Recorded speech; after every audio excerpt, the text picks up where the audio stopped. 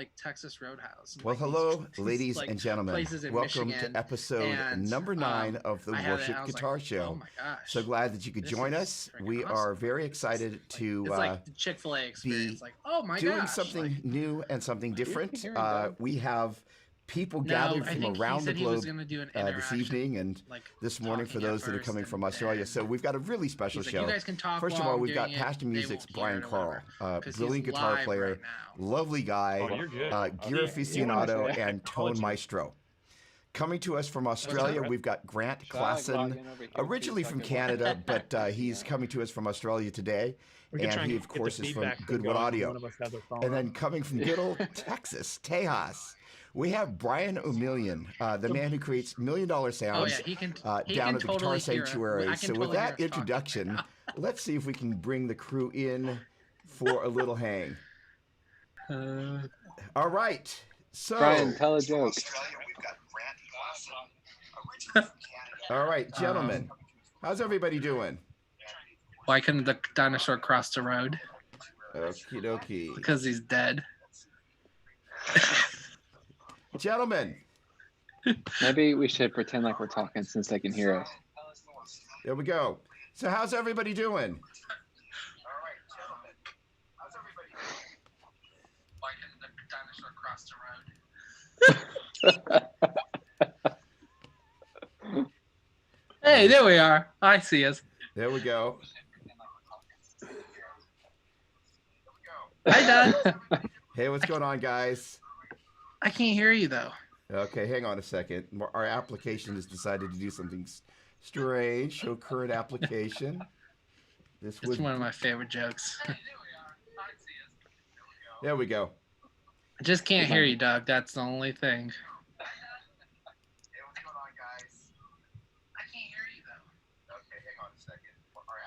Testing 1, 2. Audio there. Testing my audio input. Brian, can you hear me? There we go. Just can't hear you, Doug. That's the only thing. Okay, we have a little bit of an echo going here. Okay, can anybody over there? We tested all of this. Gosh darn it! Can anybody over in Zoom hear me?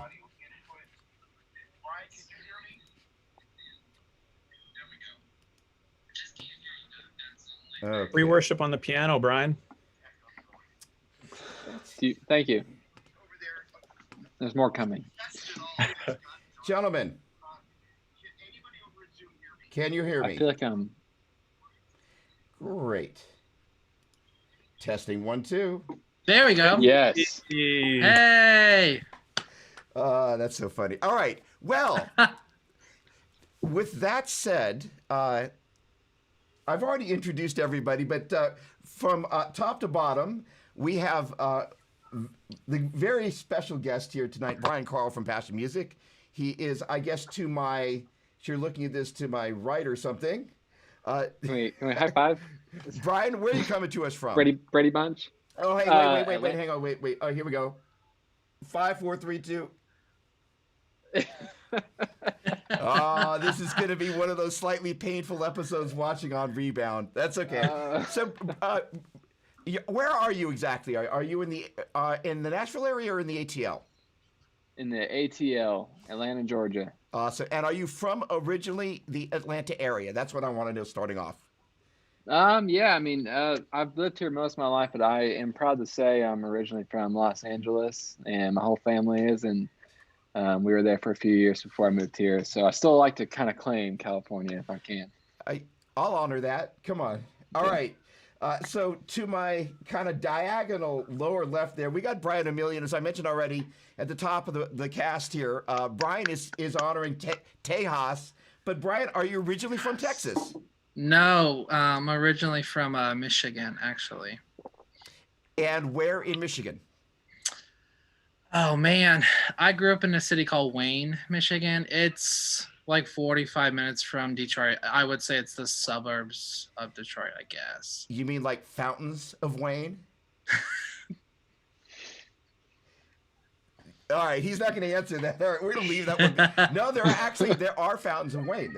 So I've actually That's a different conversation that we're not going to go into here Yeah. today. Okay, so he's just like, you just couldn't let it go. All right. Then Grant, I already spilled the beans before, but you started off in Canada, and then you ended up in Australia. Can you just explain how that kind of little journey got started, and how you ended up where Well, you are in Sydney? Doug, it's hard growing up Canadian, being right next door to America. And so I just flipped the globe. I was like, what's the farthest place I could possibly go? Australia. So I've been in Australia for about 13 years or so. I came over for college at Hillsong Bible College originally for 1 year, and ended up meeting my wife, and now it's 13 years later, and here we are. You don't look that old. All Stop. right. Well, okay, now that everybody knows everybody, first of all, I want to say thank you for everybody that's tuned in. There's so much stuff going on right now. The great news is that for the real gear geeks, you guys are in for a treat. So the great news is that we have a gear designer and pedalboard builder, a gear configurer out of Texas who works with the likes of Brian Carl as well as Andy Timmons. And if you've never been to the Guitar Sanctuary, which I have yet to, it is one of the most amazing guitar stores on the planet. So I can't wait. And then Brian Carl, who's, you know,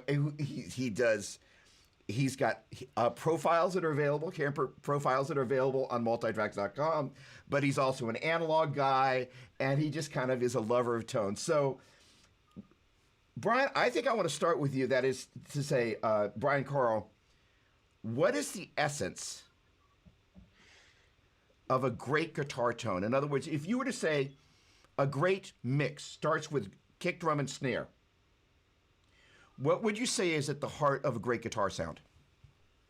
Oh man, that's a No pressure. I'll try my best to unpack it. I mean, guitar tone is such a personal thing, but I would say for me, there's nothing like just starting right there in front of the amp and just listening. And to me, it's balanced, but it also has vibe. I don't know how, it's not so balanced that it's sterile, but there's this there's just life in it. And for me, I really like to, at the base of everything, at the foundation, I like to find a tone that has character. And just like you can use different inflections when you speak, I want to find that out of an amp, and get the highs and the lows and all the dynamics out of it. And I don't know if that necessarily answers your question, but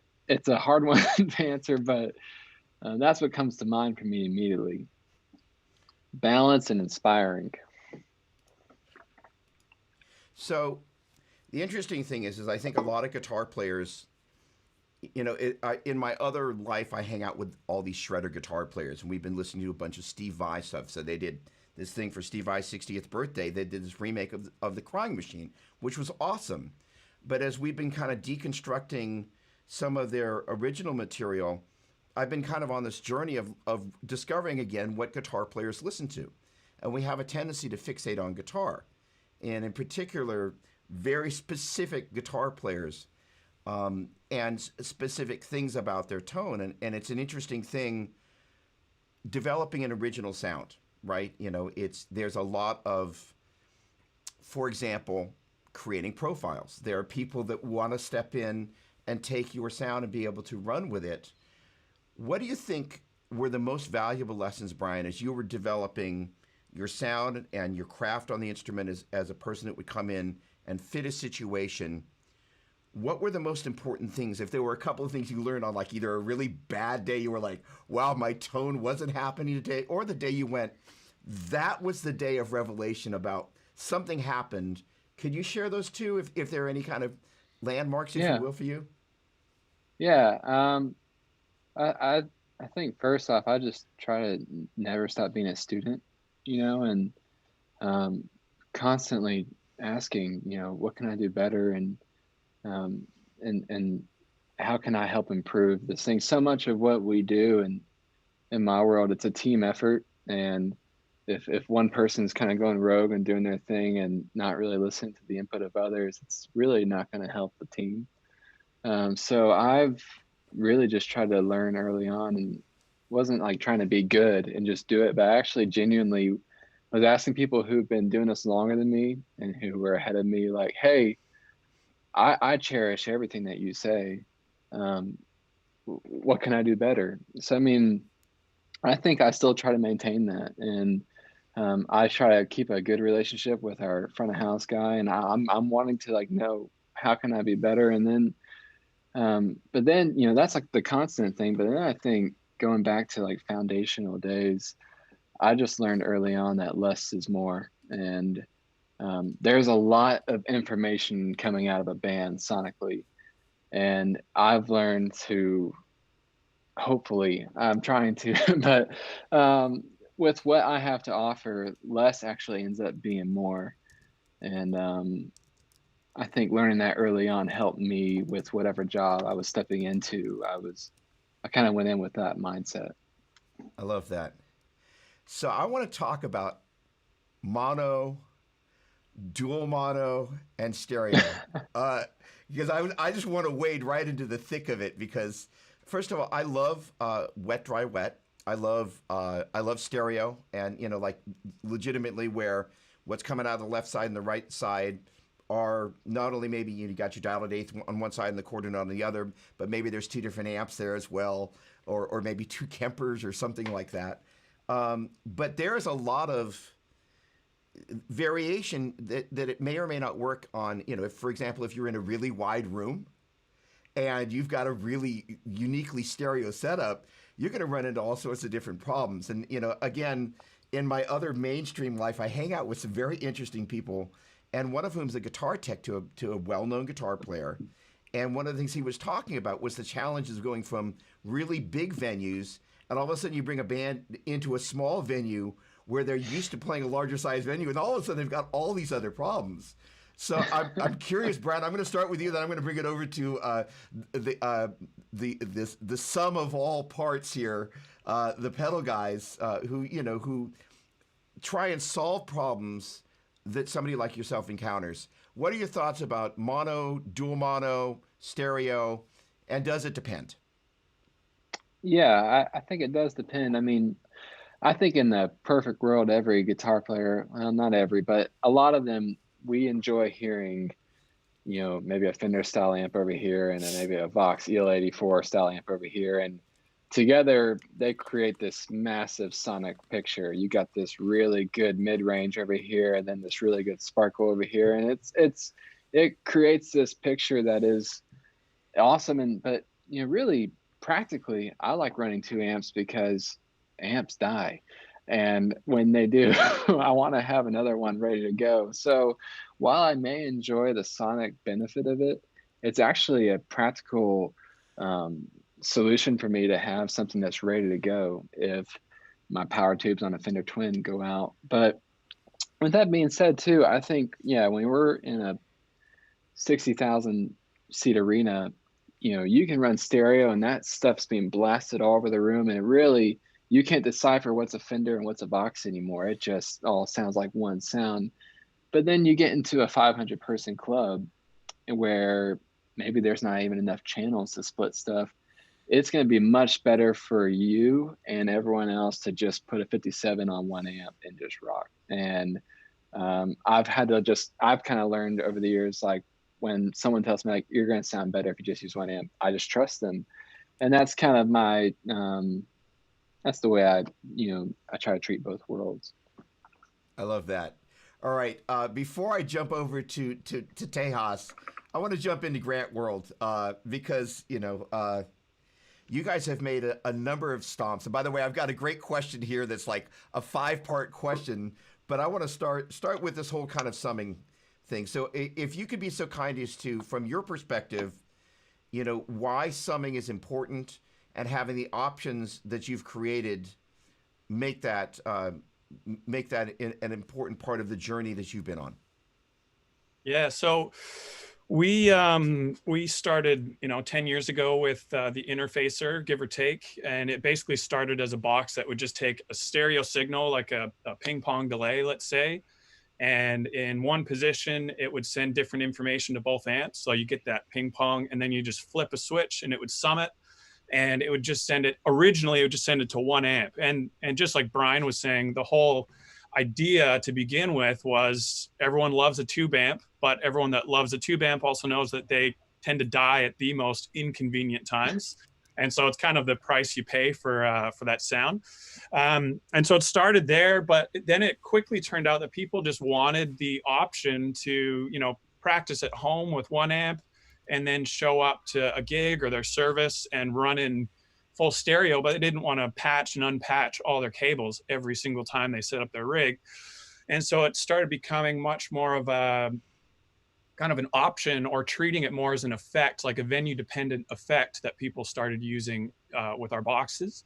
And so the summing thing, it just kind of has developed over the years, and I'm hoping that people don't use it all that much because their amps die, because that means they're having gear issues, but it is always there for that reason. But yes, summing is now just more of a convenient option you can have, that if the venue, like the club you show up at, it's like just one amp today, we don't have the channels, then just hit a button and you're good to go. So I don't know if that answers your question. I think that does a great job. Brian, we finally get a chance to hang. You and I had a phone call like a year ago. Yeah. We're going to hang out, dude. So, but I've been gently stalking you from afar. So, you build, again, Andy Timmons, Brian Carl, great guitar players, but very different niches, right?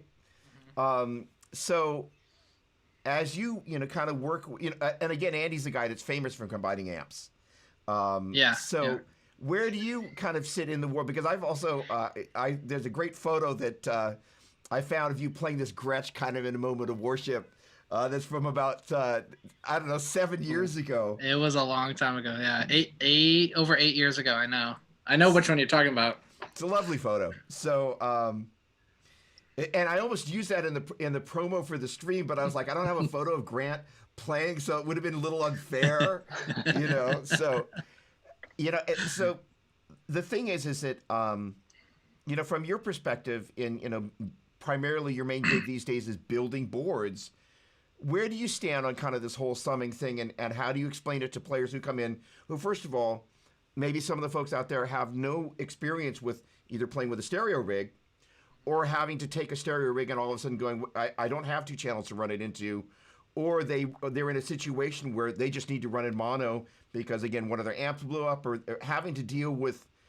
I've been playing with stereo rigs since my late teens, so that the concept of that, and I was before most of you, actually all of you were born, but I love the sound of and the other thing, especially in the house of worship, you surround the vocals. If you can get that stereo spread, especially front of house, as long as it's not too crazy on one side or the other, it creates this great center channel for the vocals to sit in. So with that said, as a pedalboard designer, how do you walk the different people you work through with this whole concept of summing to mono, why they need to do it, especially if they're really stereo diehards, right? Yeah, so it depends. Actually, a lot of people come in with just like, oh yeah, I didn't even think about doing stereo, which happens pretty often. A lot of guys also do, directly mono, or it's either mono or stereo. Like I'm building a board for Ario Posen right now. Josh Smith, I'm doing an updated board for him soon. Andy always runs stereo. Davey Knowles is another guy I'm doing a board for, actually, on a Schmidt Array, and I think we're doing mono for his. I can't remember. But all these guys come in like knowing what they want. It's the newer players that are kind of stepping into the game to like, oh, well, I only have an AC-15. I'm like, okay, cool. Then you're running mono.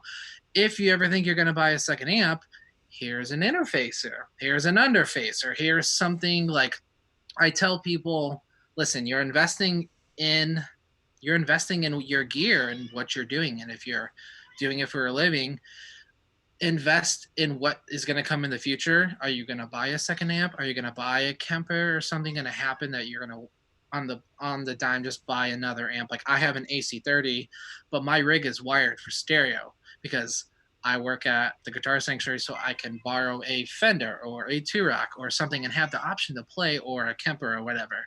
So I tell people, like, listen, to you it might seem like, oh well, that's a dumb, extra $100 upcharge between all the extra cabling. I'm like, but listen, $100 now is a lot cheaper than coming back and us ripping apart the board and doing it all over again, kind of thing. So, and it's more of like giving them the input, like, hey, you can do stereo ping pong. So people are like, oh, well, I don't hear the difference. I'm like, yeah, but like me, that stereo ping pong just is one of my favorite things.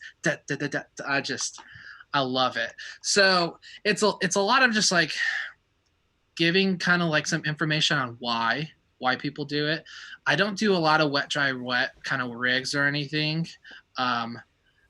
It's not something that a lot of people ask for. I had one client that asked for it, and I was like, man, I haven't had enough time doing it. Let's talk about it. And he ended up not doing it, but it was just like a bunch of people come in asking questions, which really helps. So if that helps. That's awesome. All right, I'm going to jump on the wet, dry, wet thing. So, just so everybody knows, I graduated high school in 1982. All right, so let's just roll the clock way back. So, I got 82. You said 82. I said 82. I was born in 93. Yeah, no, I know, and I still got most of my hearing, which is a good thing. So, I studied with this guy Joe Satriani, who was playing through a pair of Marshalls and this guy, this guitar teacher, was teaching at the local store, and he was using a CE1 to split into a pair of Echoplexes that went into the two Marshalls. So immediately I'm like, you know how it is when your impression teacher uses something, you're like, must own. So I marched out and I got a CE1, which I've still got, and I bought an RE150, which one of my best buddies had. So, I was like living in this little Roland world, and so the stereo thing was something that was very attractive to me. For those not in the know, and there's a bunch of disinformation about kind of what the concept and the benefits of what wet, dry, wet are. And, there are a couple of different variations, but for me, the one, and I think Nigel was doing this for a while, where the idea is, and the great thing about being able to do this with one amp is you got one great sounding tube amp or a Kemper that's basically totally dry. And then you can run all your wet effects into either a pair of a stereo power amp, left and right, or you can also use some speaker modeling and then run that out straight front of house. So that's what's really neat about it, is you can get this great, and the neat thing is for the sound tech, means they've got all the pure direct signal of the guitar, and they're like, hey, we're in a giant venue. We don't need any of this stuff. You can have it, but you're not forcing it on the sound tech, and that's what's really special about that setup. So you can go a little crazy with your IEM setup with it, where basically you've got a couple of different ways you can do. You can just mix it into a stereo pair, or you can put the effects on one channel and blend in the direct signal, which is kind of the fun part. In any case, let me get to some more questions. All right. This one is for Brian Omilion. What is the biggest board you've ever wired? Now, I have to clarify this, because there is this size, and then there was the board that had the Kemper sticking off of it. So, like, in terms of cubic inches, I think the board with the Kemper built into it. There it is. Come on. I don't know how to screen. I don't know how to screen share. So hang on. Hey, wait. Let's live dangerously. Hang on. Let me see if I can give you permission. I literally have no idea how to do that. Okay, hang on. I tell you what. Let me see if I can break something in the background. And why don't you? Oh, hey, hang on. Let's see what we can't do, like this, right? I mean, it's 2020. I should know how to do this stuff. No. I don't. I have to give you. I think I have to give you permissions to do this. So let's see here. Okay, I'm gonna make you a co-host I am totally living dangerously, and you are the co-host, and you should now have the ability to screen share Wow. down below. Oh yeah, there it is. Okay. Look at that. I don't know what this is gonna do.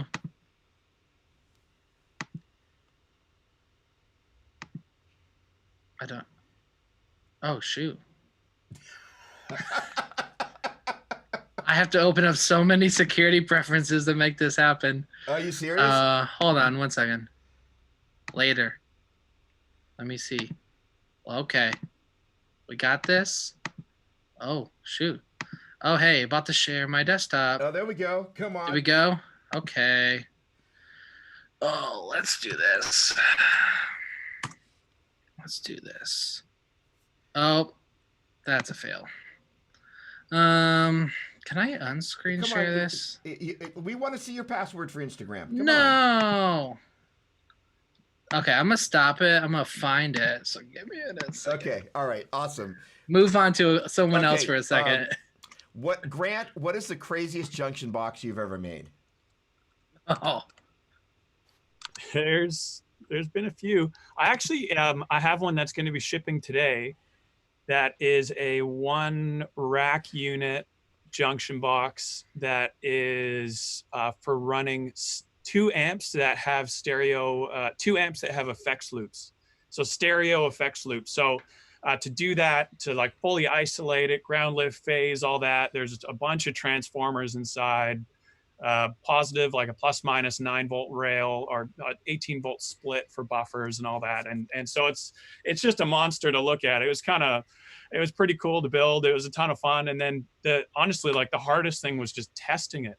I have to, wire up, like, I think it was 7 cables just to test it, just to go back and forth to the amps to my guitar and everything. And so that's probably the most recent one.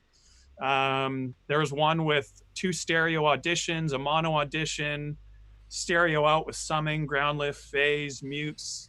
Yeah, people come up with it. That's kind of the fun of the job. Hey, is like I can build junctions for people and then be like, oh, I've done that one. But then the next day someone calls me up, is like, have you ever thought about doing this? I was like, never come across that. Let's see if we can figure it out. And usually I just say, yeah, I can build it. And then I figure it out later. And it's a ton of fun. I love that. All right. What was one of Brian Carl's most challenging on-the-fly moments? Oh man. I remember it was actually like one marking moment that comes to mind.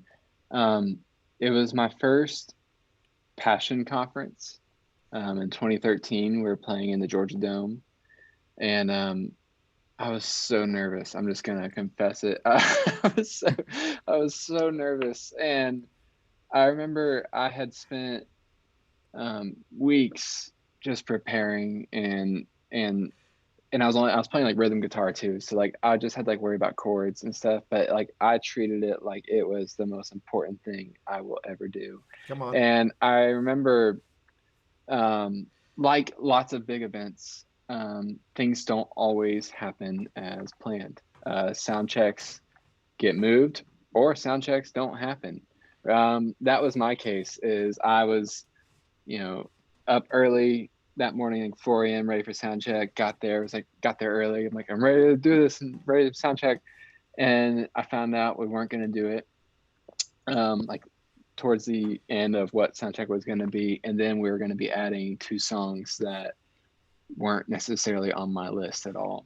So I went back into the Falcons locker room at the Georgia Dome and pulled up the charts, and I just listened to the demos and hammered out the charts up until we played, and went out and did it. But it was man, I was so scared, but after I felt so good because it was done, and it was just a lot of fun once you got up there. And I think after that, nothing was really scary for me anymore.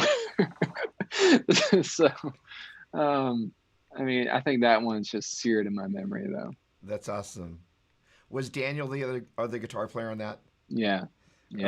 the Daniel is, of course, Daniel Carson, like everybody's favorite. The Well, best. except for you. Like he is the nicest No, guy. Great player. I love him. Great player. Just totally humble. Lovely. So awesome. All right, Brian Omilion, what do you got there? Have you got this thing dialed? Okay, let's make this happen. All right. Oh, I can do that. That's fancy. I don't know if you can see that. Oh, come on. Can you see it? No? Yes. Oh, Siri's trying to talk to me. Okay, so can you see? Okay, you can see the screen share? I can see the copper H9s. That's what I flipped Yeah, want. okay. Okay, so this was a 39 by 27 board. Yeah, it was massive. It weighed 85 pounds Only. without the case. Without the case. Underneath the tier, there's two power supplies, the PBC, and golly, it was so much work because we had to actually he only had two copper H9s, and then he had something else. What was it called? It was this really crazy pedal. It was like a drum sequencer, Adrenaline 3. Sure, Roger Lynn. Yeah, so he had that, but it was freaking MIDI was freaking it out. So he put another copper H9. So that one, and I'm trying to get this. This was another one. This was a 2-board setup I did. And he had him like at a V, and the mini board is his looping system. I was like, well, you have two H9s and a timeline though, and both H9s are maxed out. I was like, so you could run loopers off of that or off of the timeline, and we can do MIDI CCs. And he's like, nah, man, we're gonna get some boomerangs in there. It's like, okay. So we boomerangs and made it all connect together with a loom. And yeah, I would say those two. This one still, I don't know if you can see this. The copper one it was a nice carpet? That carpet, man. Yeah, that is our carpet at in the amp room. Yeah. It gets some pretty rad pictures. So Brian, would that technically be the Eventide bridge? Yeah. Oh yeah. So that is that. I forgot about that. That has, golly, what is it? Let's look at that because I can't remember. Yeah. So it's 4 Eventides up top. Yeah. That is an Eventide bridge. Because it's funny. I was just watching your video today when you were talking with Mason and Pope, and you guys are talking about the Strymon bridge. So that's funny. Yeah, it's the Eventide bridge. That's awesome. So thank you for not keeping us too inside. That's awesome. Okay, let's see here. Let's see if we got a question over here in YouTube land. I think we do. Grant, this is an important one. Favorite coffee? I don't know if you guys have this in America or not, but over here in Australia, where I'm sorry to say the coffee is just better. Over here, it's batch brew. Batch brew is my favorite coffee for sure. Is that a thing over there? We don't have batch brew. What about you guys? Send some. Yes. It'll be here by 2022. Yeah. Right. So, Brian, Carl, most embarrassing thing that's ever happened on the platform? I got to ask. And I'll preface it with a great story. It was a sound check, but I had a buddy, and I will not mention his name. And he'd been to the bathroom, and he comes out, and he's got a shawl, a trailer, and it was about 4 feet long, and I was like, bro, I don't know how to tell this to you, but you got a tail. This was before service, but it's a true story. So can you top that? I mean, I don't know if I can top that. I have fallen on stage a few times, especially those stages. They get pretty dark, and you're like wanting to have fun, and I'm talking like at conference, I have fallen on stage. Or a lot of times what I'll do is I'll get excited and try to run over to someone, but I forget I'm using a 20-foot cable and not a big old wireless system. So it'll just out, or you'll see me kind of running and go you know, being yanked back by my board. Oh. But I think the most embarrassing one is probably like I fell and I'm like, I wondered if anyone really saw it, but then I went back and watched like the stream that was sent out to the masses, and sure enough, there's me falling. So Can I tell a story? yes. Oh man. So this didn't happen to me. It happened to someone I was on stage with over here in Sydney. But we were playing a service and he was starting to look a little off and just starting playing keys, starting to just look down a little bit. I'm like, that's not a worship pose. Like something's kind of wrong. And I was MDing. And this guy eventually ends up throwing up on stage and he just puked. And like, what do you do when someone pukes on stage? Like, there's no recovering. And so I think one of the venue guys ended up getting Did he keep a playing? shovel. I honestly can't remember if he kept playing now, but someone came up with a dustpan and just kind of dusted it in the dustpan and brought it off stage. Oh, that's bad. Oh, brutal. Oh. I wonder how much worse it can get from stage vomit. That's that, and this isn't even like. I take it that's church, yeah. Oh yeah, yep. That was church. Although the spirit left at that point, so I don't know if that's a different debate. Oh boy, I'm gonna keep it clean. I'm gonna keep it clean. So okay, so I have a story. A friend of mine just texted me. We're doing a worship night. I think it was a worship night, and it wasn't me. It was our worship pastor, and he was very, very passionate. He's an amazing worship leader, and he was really going, and he's having fun. And I think he just took too many spins and went over the intelligent light, the rotator light we had, and fell and miraculously caught himself like inches from the floor. And we're like, it's not bad. It's not the worst thing that could happen. And then he did it 2 days later again at our conference. And we're like, it's okay, but it's not a big deal. I've had worse. But yeah, it was. And okay, I don't know if you can still hear me. My headphones are messed up. But I gotta adjust this. I can't hear anything. I was at a conference with Brian Carl actually, and they played a joke during their set and changed the key. We don't talk about this. I'm just kidding. We do. You can. Change the key, and I'm sitting there going, looking at their stage guys going, is that right? And he's like, no, that's not right. I'm like, guys, it wasn't noticeable. It's totally fine. They're like, oh, we did it on purpose. I was like, oh, it was great. Yeah, we got in trouble for that one. It was bad. Anyway. And I'm back. I was trying to get to the comments on Facebook, but it's not letting me gather them. So I'm just going to kind of figure out an alternate approach. You know, it's an interesting thing. One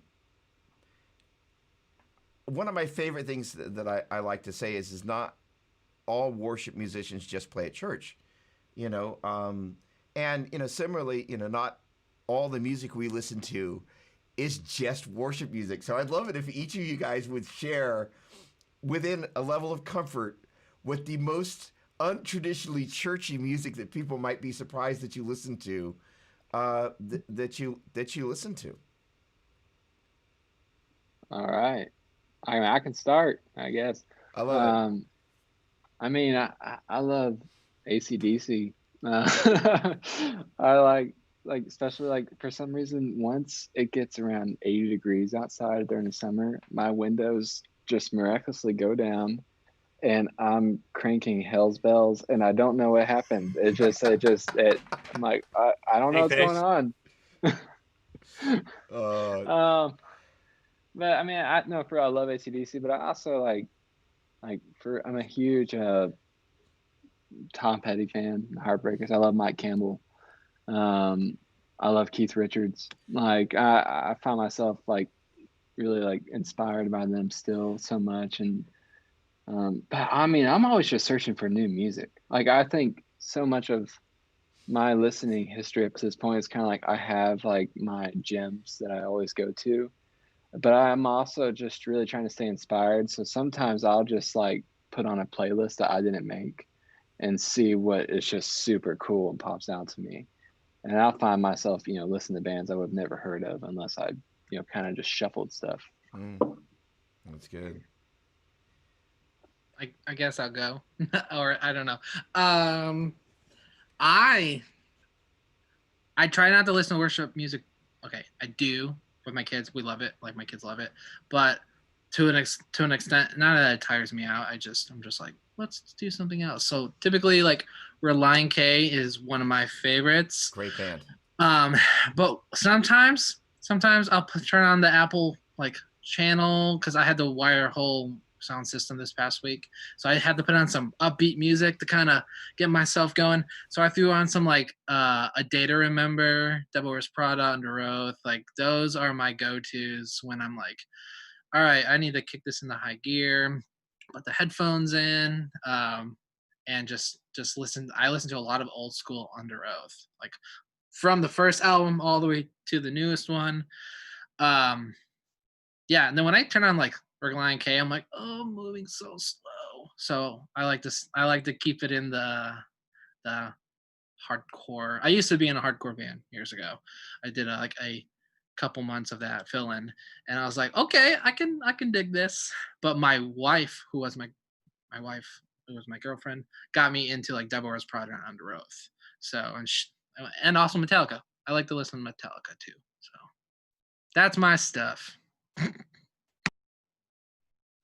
I feel like you guys have way better music than I do, but there's one guy I've been listening to a lot recently who my buddy told me about, a Kiwi guy, New Zealand, and what attracted me to his style of music was, which is the same for just about any style of music, is a drum and bass section. For me, like I just always gravitate towards drums and bass, and this guy's name is Jordan Rakai.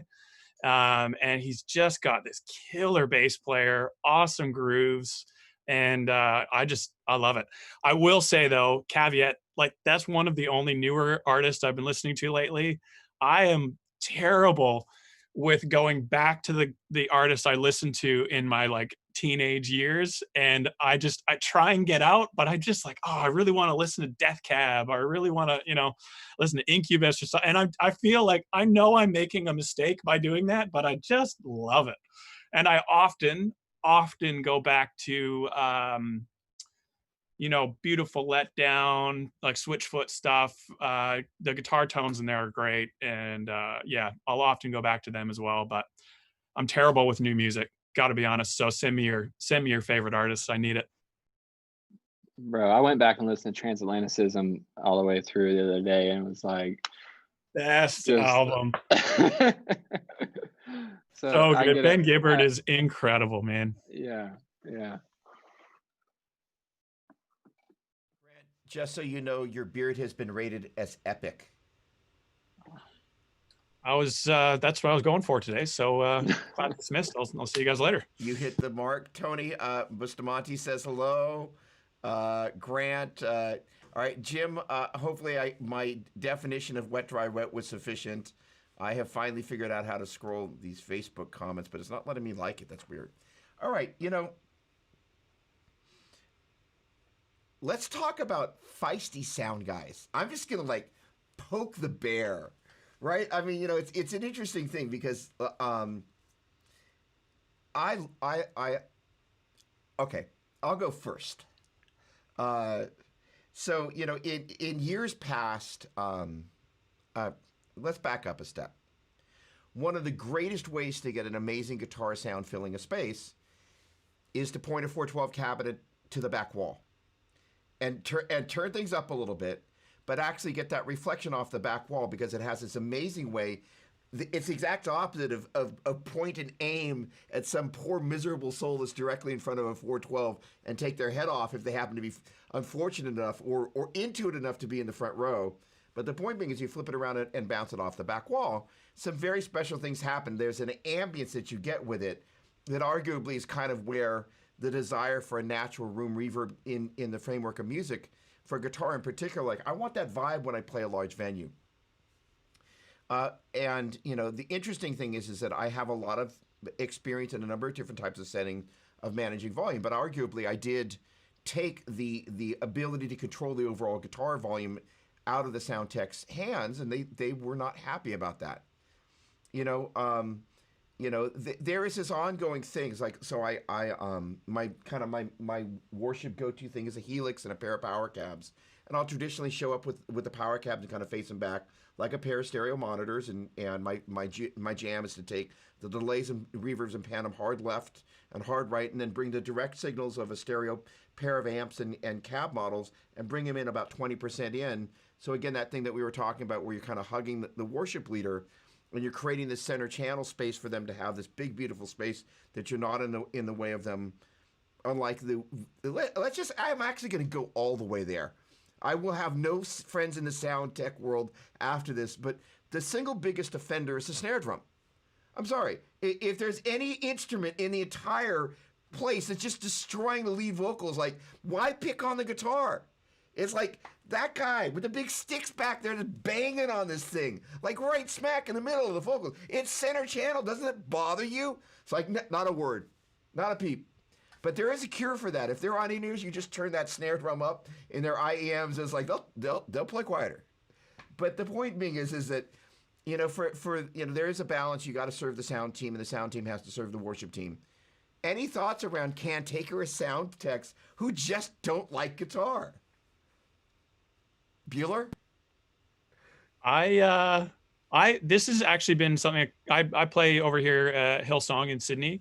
Where? And it's this little church. They're doing things over in Australia. You'll hear about them one day. In Dolphin Hills, right? Yeah, exactly. That's the one. And it is interesting, like when you're not playing, there's certain sound guys that will favor guitars when you're listening to a mix out of front of house, and certain sound guys, it's like you listen as hard as you possibly can and you cannot hear them. And it does, like my first reaction is to get a bit frustrated because I know what a guitar can add if the player is playing the appropriate parts. And I think Brian Carl kind of hinted in the right key is also important most of the time. But Brian hinted at this before towards the beginning of this, where I think it always has to start with relationship with the front of house guy. Like if you go back there and you just start digging into him, like nothing's going to come up, you know, nothing's going to come of it. And so I think the thing I've learned over the years of both with working with guitar players and also being one is you really just have to start with some like genuine questions. Like, hey, I noticed the guitars weren't really in the mix today. Were they not giving you anything to work with? And sometimes they'll come back with like, yeah, there's like heavy noise on the line. Something's not isolated. And they actually would have a legit reason of why they aren't using it. And other times it's just like, oh no, I forgot to put them up. It's like, oh yeah, well, could we get some guitars in there? Cause they're missing this part that works with the melody or whatever it is. But I think I've gone in well, and it's worked out well. I've gone in other times just like bad attitude, and heels get dug in and guitars are completely off the next time, you know? So it's, I think you just got to start with relationship.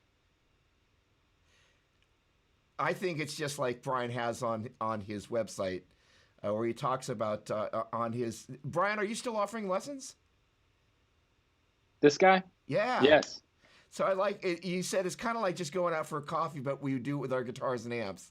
I thought that was, you know, that's actually, as much as I've just like, you know, irritated every sound person in the world, and they will be turning my channels down. Notice that was multiple. So one of my favorite things about the worship community is this whole, and Brian, I'm going to actually pull the question back so you don't step on any sound tech's feet. I'm going to save you unless you want to weigh back in. But one of my favorite things is the concept of coffee, right? I mean, it's one of the very few places in this world where there's all this craziness going on where it's like, hey, let's start sitting down without our instruments, without talking about how much money you may or may not pay me, how much money I'm going to ask for, you know, how long is the tour, you know, how many pedals do I have to demo, you know, how many, you know, whatever it is that it has to happen. and you just can't like just let's just hang out. Let's create genuine relationship. So I'm gonna send that to you, Brian Carl. Tell me, again, you and I have talked a little bit about the role of relationship in your walk as a musician. Um, you know, dish for us, please. Um, trying to think. Here, narrow it down for me just a touch more because I could go really wide here. Go wide. Go wide. Okay. I Roll. mean, I think I mean this is a worship musician thing, but I think and Jesus taught us perfectly the role of serving, Mm. and I think whether in any relationship you're wanting to build, you take on the role of a servant and you consider others more significant than yourself. And so for me, um, I think I try to be careful to just realize that while maybe, in a lesson or building a relationship with a guitar player who wants to learn something, um, at least I don't carry myself thinking I have as much offer to them as maybe they do.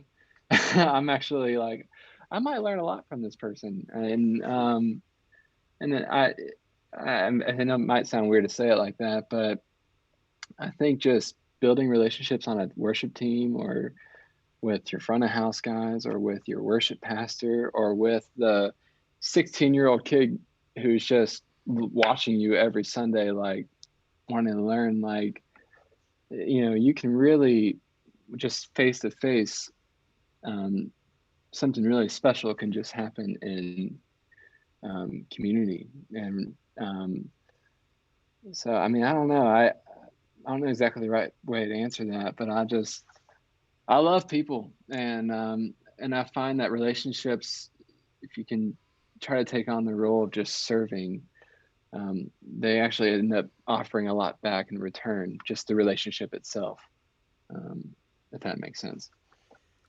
That makes a lot of sense. I think that's one of my favorite things about serving people is the selfless acts actually are sometimes the rewards and the things that you learn in the process of that are way more than the things that you just kind of would naturally go for. There's God kind of puts that that thread in there, and it's a funny thing. So, what are the stupidest things that guitar players do on their pedal boards? Like they come in and you're like, really? Put like a Kemper what? on it. What's that? Put a Kemper. Put a Kemper toaster on it. Yeah. Did you try talking him out of that at all? Were you like? I was like, they just came off the stage. He's like, yeah, I know. I was like, yeah. I'm gonna do it. The man wants it done. I'm gonna do it. Yeah. I mean, so I think one thing that I saw, at least I see a lot of younger guys doing this, and I don't know if it's stupid, but they'll just throw on the most random crap in order to fill out the dead space on their board. Like an action figure or something. Y'all know what I'm talking about. Like, it's way past Altoids containers. I've seen pedal boards with 5 Altoids containers. I'm like, well, what are all these for? What do you got in these things? But it is fun for me to see like pedal boards that just have nonsense on them. And I don't know if you pedal builders see a lot of this or not. Do guys is dead space allowed, or is it just kind of cool to fill it up? I'm not really. Before Brian got a hold of my board, I just had a rat's nest of a pedal board, so I don't come from the same like clean school of thought. Empty space is it's empty tone, Brian. So you gotta fill up every space on your board. Yeah. So just keep that in mind. Yeah. For future ones, and I think we'll be good. I'll try harder. Well, good. I had one guy who came in with a Pedal Train Pro, okay? But he only had about a Pedal Train Junior worth of pedals. And I was like, okay, well, you got 6 pedals. Do you want to downsize? He goes, no, I just like to leave room for stuff. And I was like what? He goes, like my wallet and my keys and my laptop and like my Bible. I'm like, oh, okay. A place to That's cool. sit. A place to sit, my shoes. And I was like, oh, okay. But a lot of people that come in like with this, like all this, all this real estate, and then they have one spot. They're like, man, we gotta fill it. I'm like, okay. They're like, I'll be playing and I'll look down and I'll see it and I'll be like, what am I gonna fill it with? What am I gonna put there? Should I get that Strymon Iridium? Should I get 2 Strymon Iridiums? I'm like, dude, that's whatever you want. But yeah, no, people don't like to not have, like, they don't want to have gaps. I don't like gaps either. That's why I have like 9 different size flat boards from Creation. I'm always texting John, so I need one half an inch longer this time. He's like, why? I was like, because I'm doing stuff to my board again. But yeah.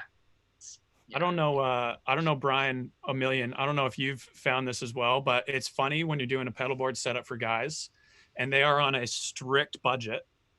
We have now cracked the code of how to create money.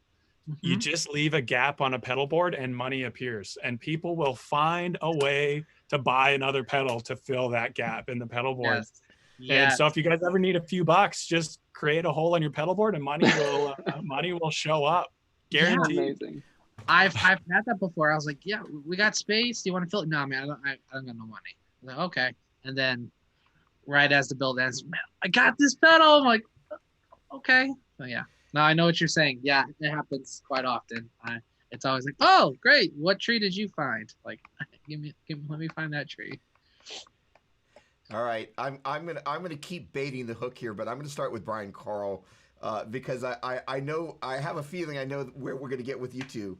So Brian, and you'll have to forgive me because I'm being slightly unkind. I'm slightly picking on you with this one, but can you hear the difference between soldered and unsoldered cables? There's one right answer here, Brian. One right answer. Yes, I'm looking down at you guys. I kind of cover your faces. They're never going to have anything to do with me ever again. And I'm not saying that to be just as much of a D-bag as it comes across. But all right, I have to back up a step. So there's this guy Joe. Like he's from my hometown. Well, he moved to there. That guy. Every cable on it from top to bottom. D'Addario pedal board and instrument cable kit. Not a lick of solder to be found. The guy's tone's not really sucking. I'm just kind of saying. This is like, he's not hurting in the tone department. I mean, even Andy Timmons would agree. He's like not hurting in the tone department. So, and so I asked Mason this, of course, as well. I believe the inventor of the infamous Strymon bridge. Actually, no, that's right. It was Rhett coined the term Strymon bridge. Sorry, Rhett Schull, of course. I mean, we say Rhett, everybody knows which Rhett we mean. So, Brian, can you hear the difference between a soldered and a solderless cable? Gosh darn it. I can't. I'm sorry. I will say, though, I will say personally, I've tested cables, soldered cables, and like George L cables in a massive difference. Like there's a lot more like when everyone's like tone loss, I'm like, let's just be honest. It mutes your tone. You lose certain high end, like all these different things. To the extent when I've done certain individuals' boards because they just tour a lot. And solderless is convenient for you if you're always moving and switching stuff out. I will say, out of all, like I put lava kits together before. I don't like putting them together. I don't like try to put the cable the little solder whatever cord thing, that little like strip back part, and you gotta get it right, and it never works out really well, and it's always kind of just dangling there, which is not, I don't like that connection. But so I used to do solderless before I knew better. This is when I first started. And then Creation Music Company actually came out with one like a George L style, which I've actually liked recently. I still only build soldered cables, but if I recommend cables, it's theirs because I've actually tried them. They're actually really decent. They're really easy to put together. I haven't noticed a difference in that, but that's the only cable on the market. So, I mean, I'll add to this. Let me try to save myself a little bit here. Um, I referred to my rat's nest of a pedal board that I was using in the past, and that was primarily George L cables. But over the years of touring, it's like way before I was like an Amazon Prime member, where I would just like order whatever I needed to the next stop. I would just have this like backpack of cables. Some of them were like regular 1/4 inch like guitar cables, some of them were patch cables. But if a George L cable went bad, and if I didn't have like clippers on me to make it shorter and kind of try to make it work, I would just attach a 15-foot instrument cable between my DL4 and my RV5, and then I would run another 25-foot cable to my amp, and like use my Boss tuner as a buffer. So I spent years mixing and matching, and for the most part, I never sounded different. Like it was always, I still sounded like Brian. It wasn't like this huge departure, but this is where I want to try to get back in y'all's good gracious. Is I do remember the moment that I started using soldered cables, it felt like there was this consistent, clear, safe sound. Like I just felt so safe. I don't know how else to say that. I never, like, Brian, the board you built me, not one cable's gone bad. Not one. Never happened in my life until this point. I'm using the Goodwood audio interfacer. My signal has never been clearer before in my life. Like it is. So all that being said, I think there is something to really, really good high quality cables. Also, the guitar instrument cable I'm using, it's this Van Dam something from what's the name of the company? I can't think of it. Starts in S. But you use that cable. Sinusoid. Yes. You use that cable next to like a regular, not bashing anything here, but let's just say Monster. Whoa! It is noticeably, he's gonna beat up on Monster cable. noticeably much more high end and fidelity comes in when I'm using the Van Dam. And you guys understand impedance and all that stuff. I don't.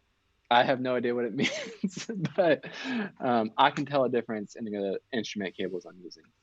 Well, all right, I'm done. I will say real quick, because the solderless conversation comes up all the time. We sell solderless stuff. People will ask, "Hey, will you do the build?" I'm like, no. I just, in the nicest polite way, say no. What it comes down to in my mind of solderless, it's like you've invested how much money in your board. It's like buying a car. It's like, oh, I'm gonna buy a Ferrari, but put the cheapest tires possible on it because and oil. And oil. Oh, what does this take? Full synthetic? Oh, just put basic on there. It's fine. It'll last. And I'm like, yeah, sure. I'm sure it will last until, you're driving and it craps out on you, like one of those things. So that's my mentality when it comes to solderless. Like, there's some, Andy was using solderless before we did his board, and it's convenient for how small the plug is, especially in like the G2s, because you can't fit like square plugs or pancakes or right angles very well and those kind of things. So like that's the convenience of them. But it's, for me, I don't like cheaping out on my investments of stuff. I don't like people cheaping out on their investments. Like, man, spend the extra, $20-$30 and let's do solder, let's do it right, that tight heat shrunk connection, like custom links, which you can do with solderless. But there's a whole, actually Goodwood Audio got me on soldered when I first started, because I was like, man, who are these guys doing these boards? And Hillsong, Nigel Hendroff, and like that got me connected with them, and seeing their boards and stuff and what they were doing, I was like, man, solder's the way to go. And when I was at Gateway Worship, that's where they are here. Everyone was, they actually, all their campus boards had solderless, and they switched over to solder, and there was a massive difference in tone and reliability. That's another big thing. That's reliability. That's the biggest thing.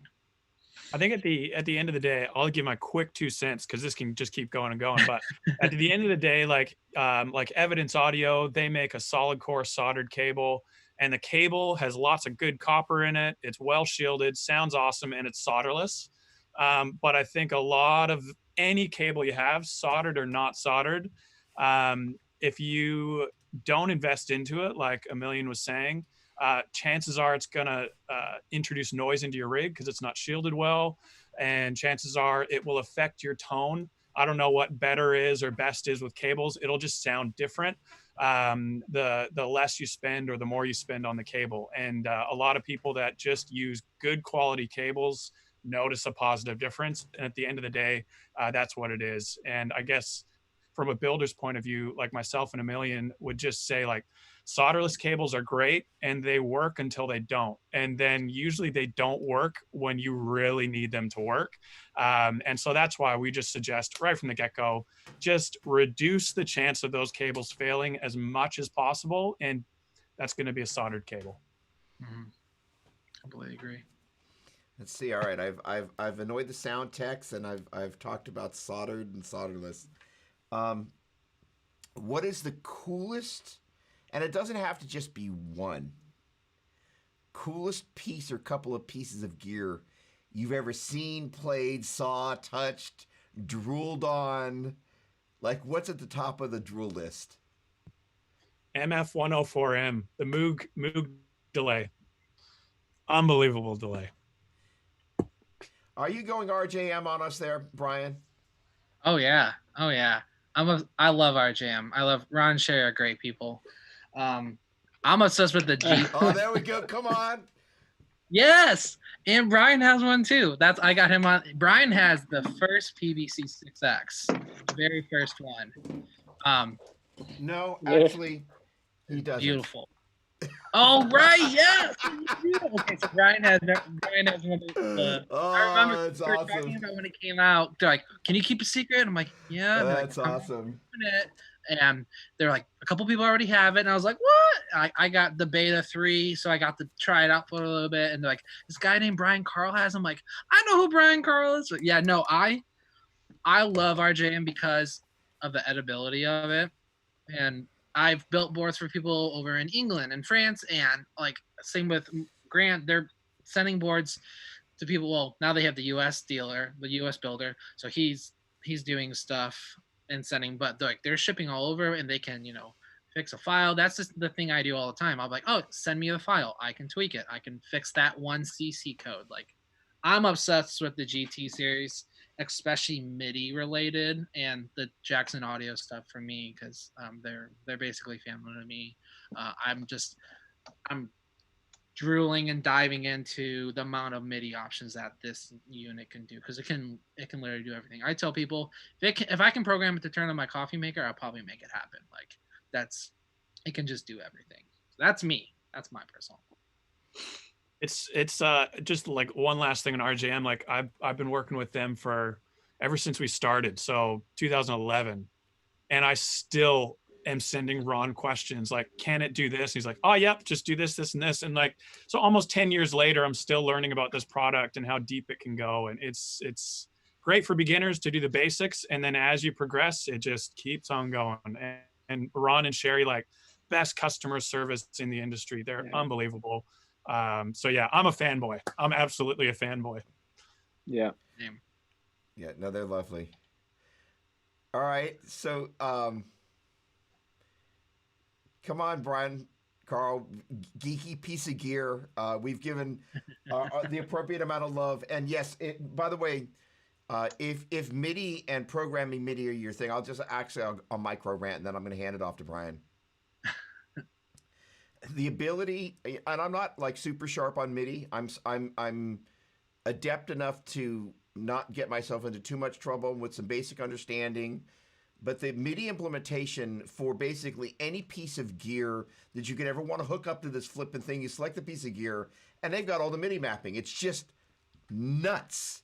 And so, like, I was just amazed. I'm like, I actually didn't lose my mind, because I think, as a guitar player, there's a certain level of comfort you get to with the programming, and then there's all the other stuff. It's like, if any of you guys do any DNS stuff, like domain name server, that stuff just terrifies me because I don't understand it.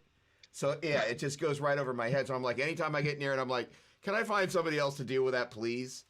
And MIDI can be scary because you're like, but the MIDI implementation on that is so incredibly well organized and so well thought through. So just like, it's the editor. That's a big part of it. Crazy. I tell people, the editor. I haven't found an editor that beats it. Just I tell people like, oh, I'll get Morningstar, which Morningstar is great. They have a good editor, but it's like, oh, a Musicom or a Boss. I'm like, depends on their flexibility. So flexibility is a big part.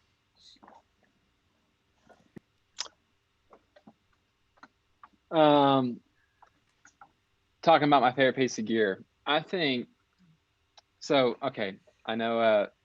I'm. Everyone else already said it. PBC 6X. I love it so much. Going on.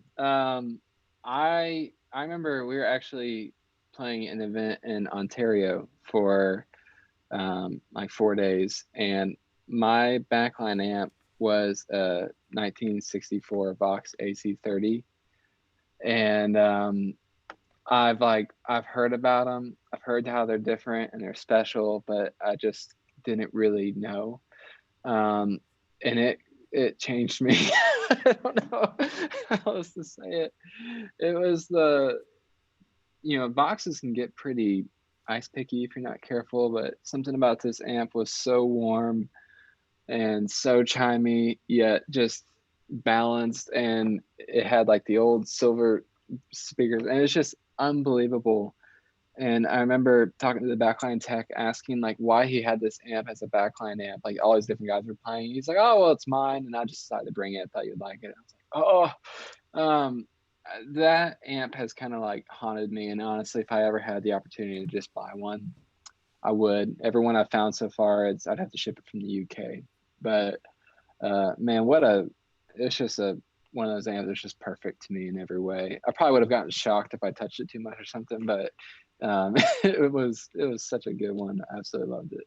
Oh, but if I can, like an unpopular opinion, but my favorite pedal of all time, and I've never geeked out as hard over a pedal as I have over this one, and I still feel the same way 15 years later. The Line 6 DL4 is one of my favorite pedals of all time. I have one right here, and I use it all the time on recording. I use it live, and it still means so much to me. I don't know how else to say it. All right, I'm done. That's a great pedal. Yeah. So Jeff Slingluff is the guy who used to work at Line 6, and he's now the guy over at Boss who's responsible for the Wazoo Tube amp expander, but that was his baby. So Wow.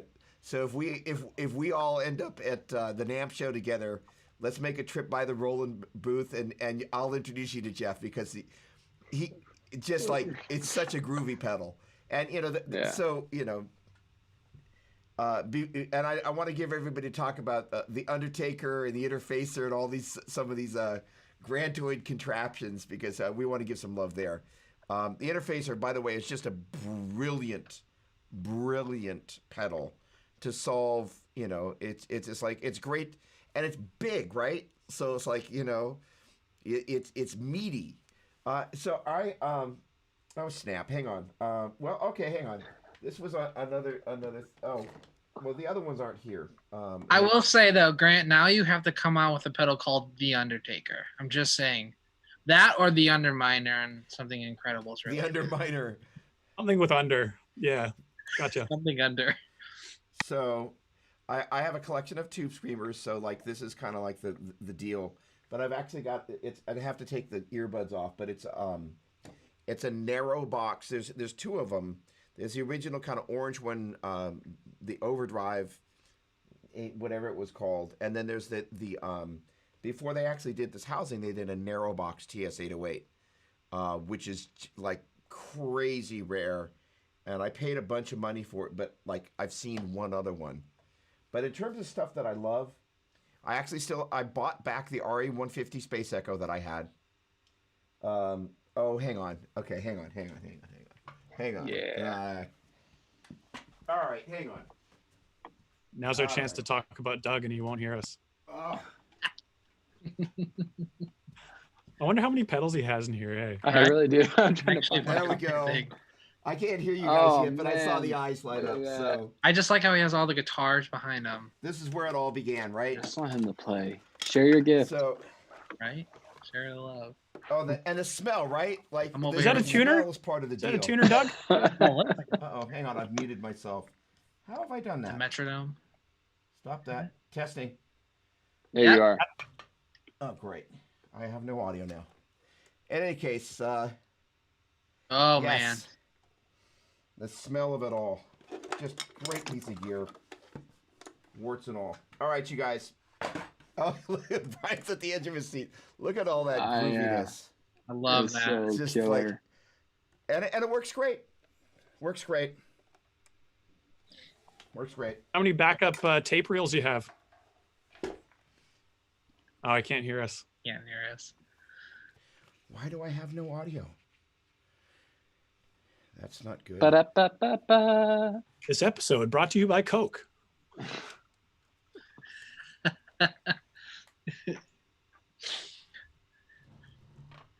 Coca-Cola.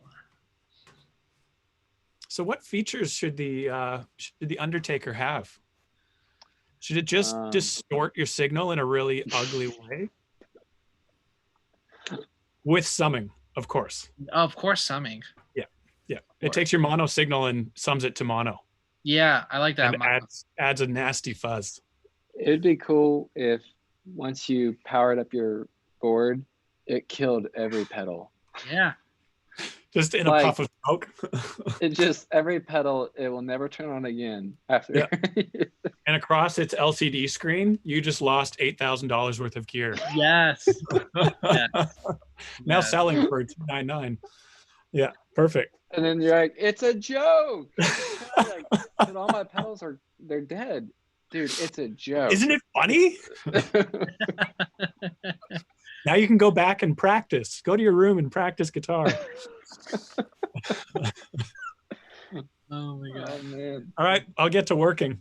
This actually would be a hard pedal to build, so I'll have to plan this one out. I think you should just rebrand the Underfacer as Undertaker. Yeah, exactly. So you'll have an engraving enclosure tomorrow? Yeah, it's coming, man. It's coming. I remember when I had to do a bass rig, and that guy's like, "Yeah, I got the bass Underfacer," and I was like, "Oh, you mean the Underbaser?" And he's like, "What?" And I was like, "I'm sorry, I call it the Underbaser because it's the bass Underfacer. Is that catchy?" And he's like, "No." I was like, "Oh, I think it's cool." Yeah, we kind of shot ourselves in the foot with those names, man. They're kind of they made sense at the time, you know. I like them. It is what it is. You there, Doug? Brian, what amps are you currently running at the moment? Are you running a twin and a AC30? I would say so. I was actually for a long time. My go-to amp, and it has been for I guess 10 years now, but the Morgan Dual 40. Yep. It's basically like a 40-watt AC30, but it kind of reminds me a lot of a DC30, just the way it responds. But man, that's my amp, and it always will be. Then actually next to that, for the last year, I was running a Morgan SW22, and that's I think it's based off of a Dumble, but it has the headroom of a twin. So Nice. for me, I love, like, I didn't mention this earlier, but like I got super into Explosions in the Sky and stuff, and I love like Beach House, like all these like really clean guitar stuff. So I like having an amp with headroom in order to help my stuff kind of stay really pronounced. So those are my two amps for now. Then I also have like a Tyler JT14. It's like a Princeton kind of thing. Those three are usually always on the road with me. I'm using two of those. Amazing. I like Doug was talking about Wet Dry Wet a while ago, and I was working with, this would have been like year and a half ago. I was working with the front of house guy over here back when we were still doing church services and playing live music. And I was working with them on how to run a wet rig in church with 1 amp.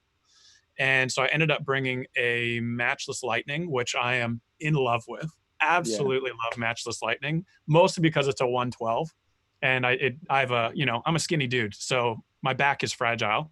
And so I brought the Matchless Lightning and then talked with front of house on getting cab sim on my wet lines. So I ran stereo delays, stereo reverbs in parallel, and send that through cab sim to DIs, and then ran the Matchless Lightning as my dry amp. And then they can just mix in the Matchless and layer in the wet on top of it. And it just sounded huge. Like, I felt so selfish, but they gave me approval for it. But it was basically, it was 2 mics on the dry amp. This is like the ultimate over the top rig, but it was an experiment for Goodwood stuff, to see experiment for Goodwood. And so 2 mics on the dry amp. And then, and one of them was delayed by 4 milliseconds in my ears. So it just sounded bigger. And then wet lines straight to DIs, panned hard left and right. So it was four lines of guitar going in my ears, plus the other guitar player, plus the whole band. Like, it was so much fun, man. It just sounded absolutely massive. It was incredible. I love it so much. Yeah.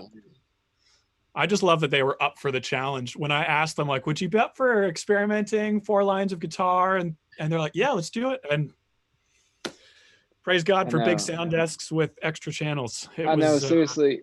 I'd be so scared to ask. I'd be like, hey, I wanted to ask you like a week in advance. And you're like, no.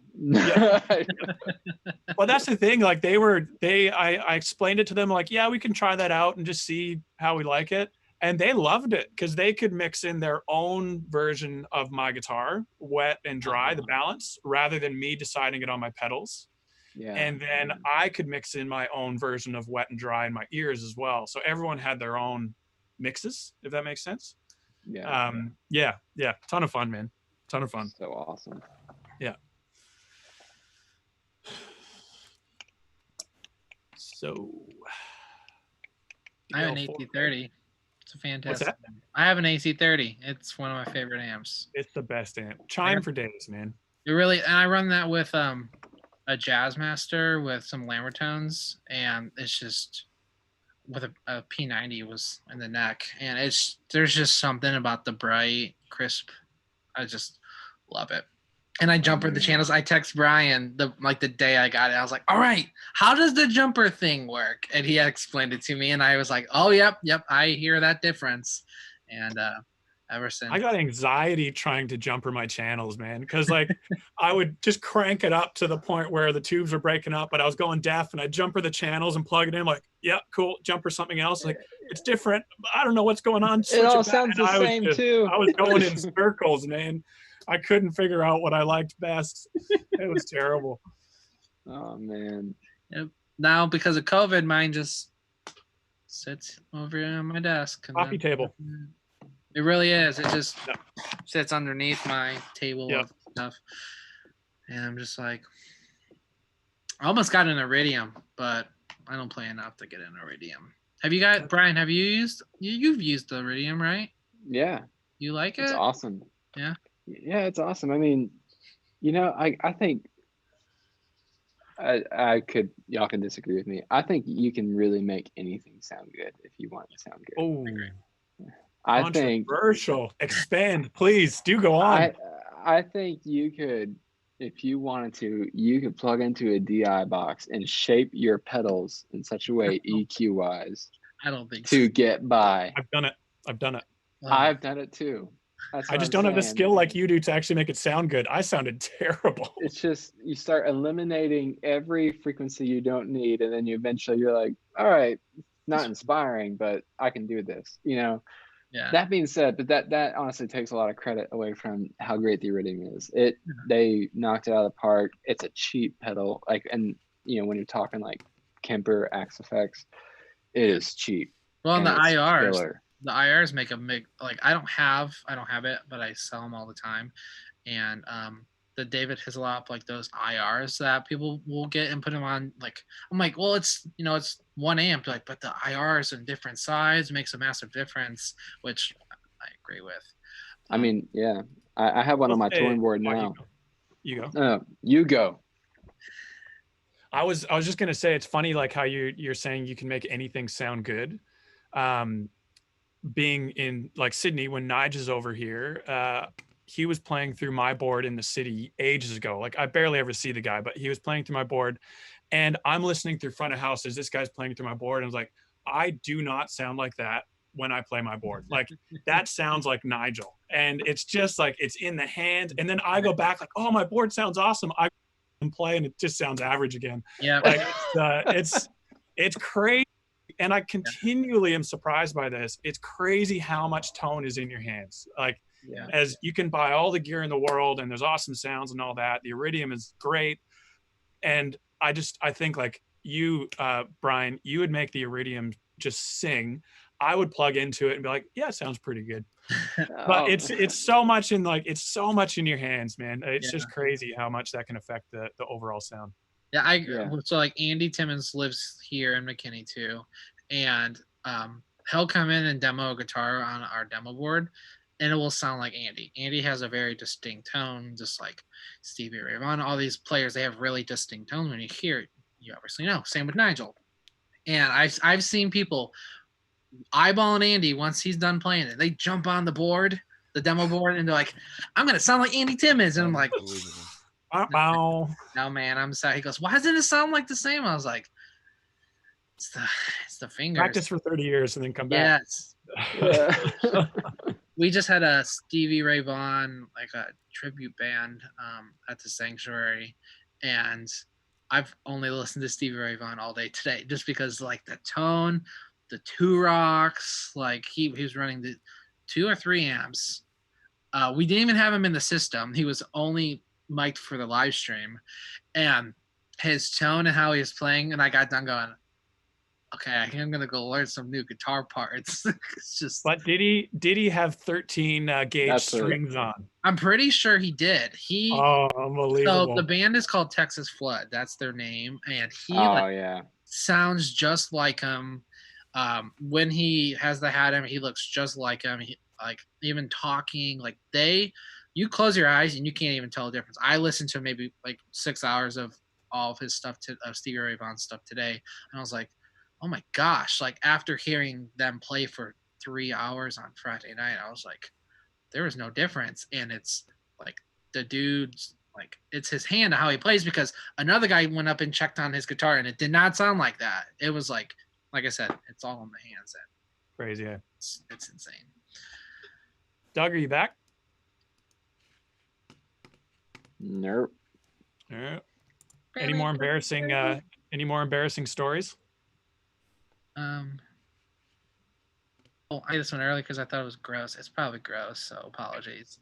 Back when I was a kid, when I say I'm 27, so over 10.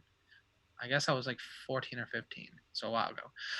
I was playing in a worship set, and my nose actually started bleeding, and I was like, "Oh, this is really weird. Like, what is like?" I thought maybe like, oh, it's allergy season. Maybe my nose is running, and I started seeing it was blood. I was like, "Oh shoot, this is blood." So I like turned around, and I'm plugging my nose, and I'm trying to like tap to play the note or the chord. I'm like, "What do I do?" Because I'm 14. And I'm like, do I just leave the stage? Is that appropriate to leave the stage and practice? Like, not practice, it was the set. And I'm like holding my nose and like looking over my friends and like, what the heck are you doing? I'm like, I don't know what I'm doing. I'm just trying to make it work. And I was the only guitarist. And like the set thankfully ended. And I turn around and I'm just like covered in blood. And they're like, why'd you mess up? And I was like, really? Let's not go there. And that was probably the worst. I've also fallen off a stage too. That was pretty bad. I used to, this is when I thought I was really cool. Things have changed. When I was also probably around the same age, I used to have a Brazilian PRS 22. Beautiful guitar, didn't have the skill to play it, but I used to spin it. So during like in the middle of a break or something, it'd be like big chord and then drop the guitar, come over the shoulder, catch, and keep playing. Again, I thought I was really cool.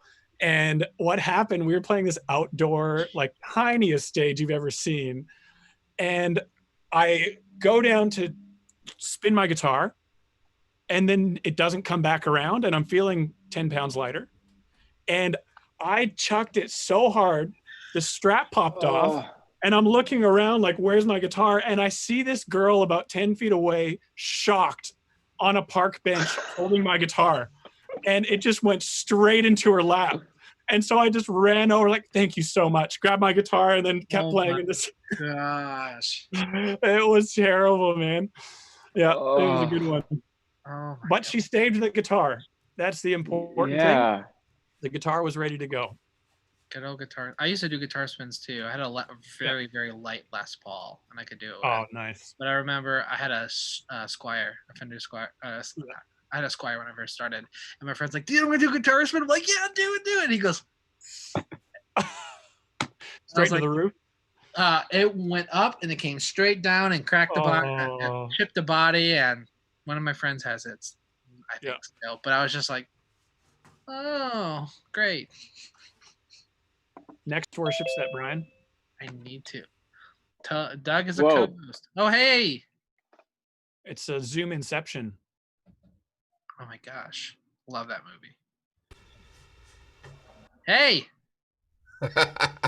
There we go. What's going on? So for whatever reason, my audio dropped on this other computer. And I'm going to have to investigate it, see if I've created an echo loop, which I probably have. Not on our end. As long as you stay muted in the first one, you should be fine. Testing 1 2. All right. Well, I can actually hear you guys again, which is actually really quite nice. So the funniest thing is I've been watching this whole thing. You guys have been having an amazing time. And you're laughing and you're gesticulating. And I saw an AC-30 get pulled out from underneath the counter, but I'm like...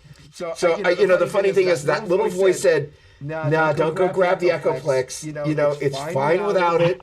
And for whatever reason, if I explain the amount of hodgepodgery that's going on here of connecting Zoom and Ecamm Live and the microphone and the audio feed, I know that if I solve whatever it is that's preventing me from, like literally, I just unplugged my IEMs, plugged them back in, silence.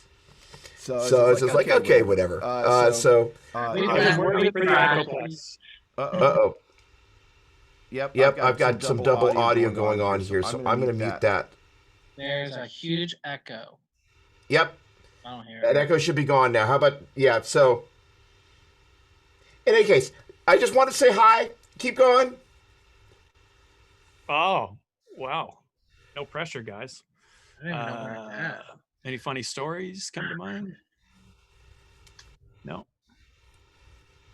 What time is it in Sydney right now? Yeah, really. It is 12:30 in the afternoon. Wow. And I started this, I was hoping you guys weren't seeing this on the screen, but I started this thing like uncontrollably shivering. And I went off screen towards the beginning and grabbed a heater. And while it was heating up, it's now at my feet. While it was heating up, I was trying to get warm enough, put on the extra jacket because I thought like my voice was quivering because I was so cold. I work out in our garage. We have a couple of garages around the world, and this is mine. And it is not heated. It is cold, and I'm a very bad Canadian. I can't handle the cold anymore. So Sydney's made me weak. Yeah. How cold is it? I would love to say it's like -20, but it's more like today it's probably about 15 degrees Celsius. I don't know if that's like, is that like 50, 45? Yeah, something like that. Yeah. It's not that bad. I'm complaining for no reason. You can make fun of me later. No, I get it. I'm the same way. Like it's when you're sitting in one 60. spot.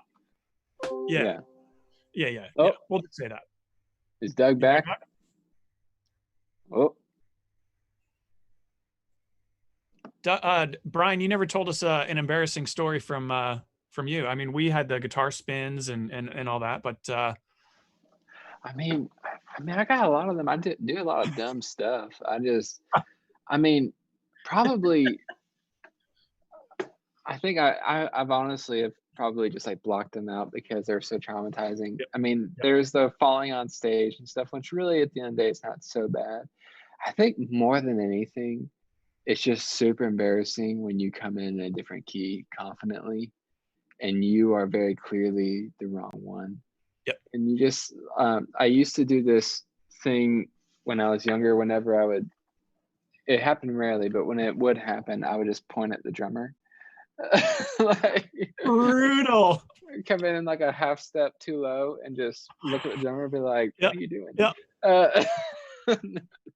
And then would, correct and just get going. But I mean, I don't know, man. I think really though, like falling or running, trying to run over to a different band member and me coming unplugged or something, and I do like the walk of shame back to like go plug in, and I just stand in my spot the rest of the time. Like, but truth, yeah. Oh, I keep cutting you off, man. I'm sorry. You're fine. No, as people don't notice it as much as you do is what you realize, especially like in worship music. People aren't like, oh my gosh, what just happened to Brian? Like, no one even knows I'm up there, so it's totally fine. Yeah, so we true. notice. I was doing one years ago where I was MDing, and we were doing a song in F sharp. I mean, which is the first mistake. Why don't you just bump it up to G? And so we were in F sharp, and it was the end of the service. So it was like the closing praise type thing, short version. Ben Fielding was leading, and come in, I call F sharp, and someone's in the wrong key.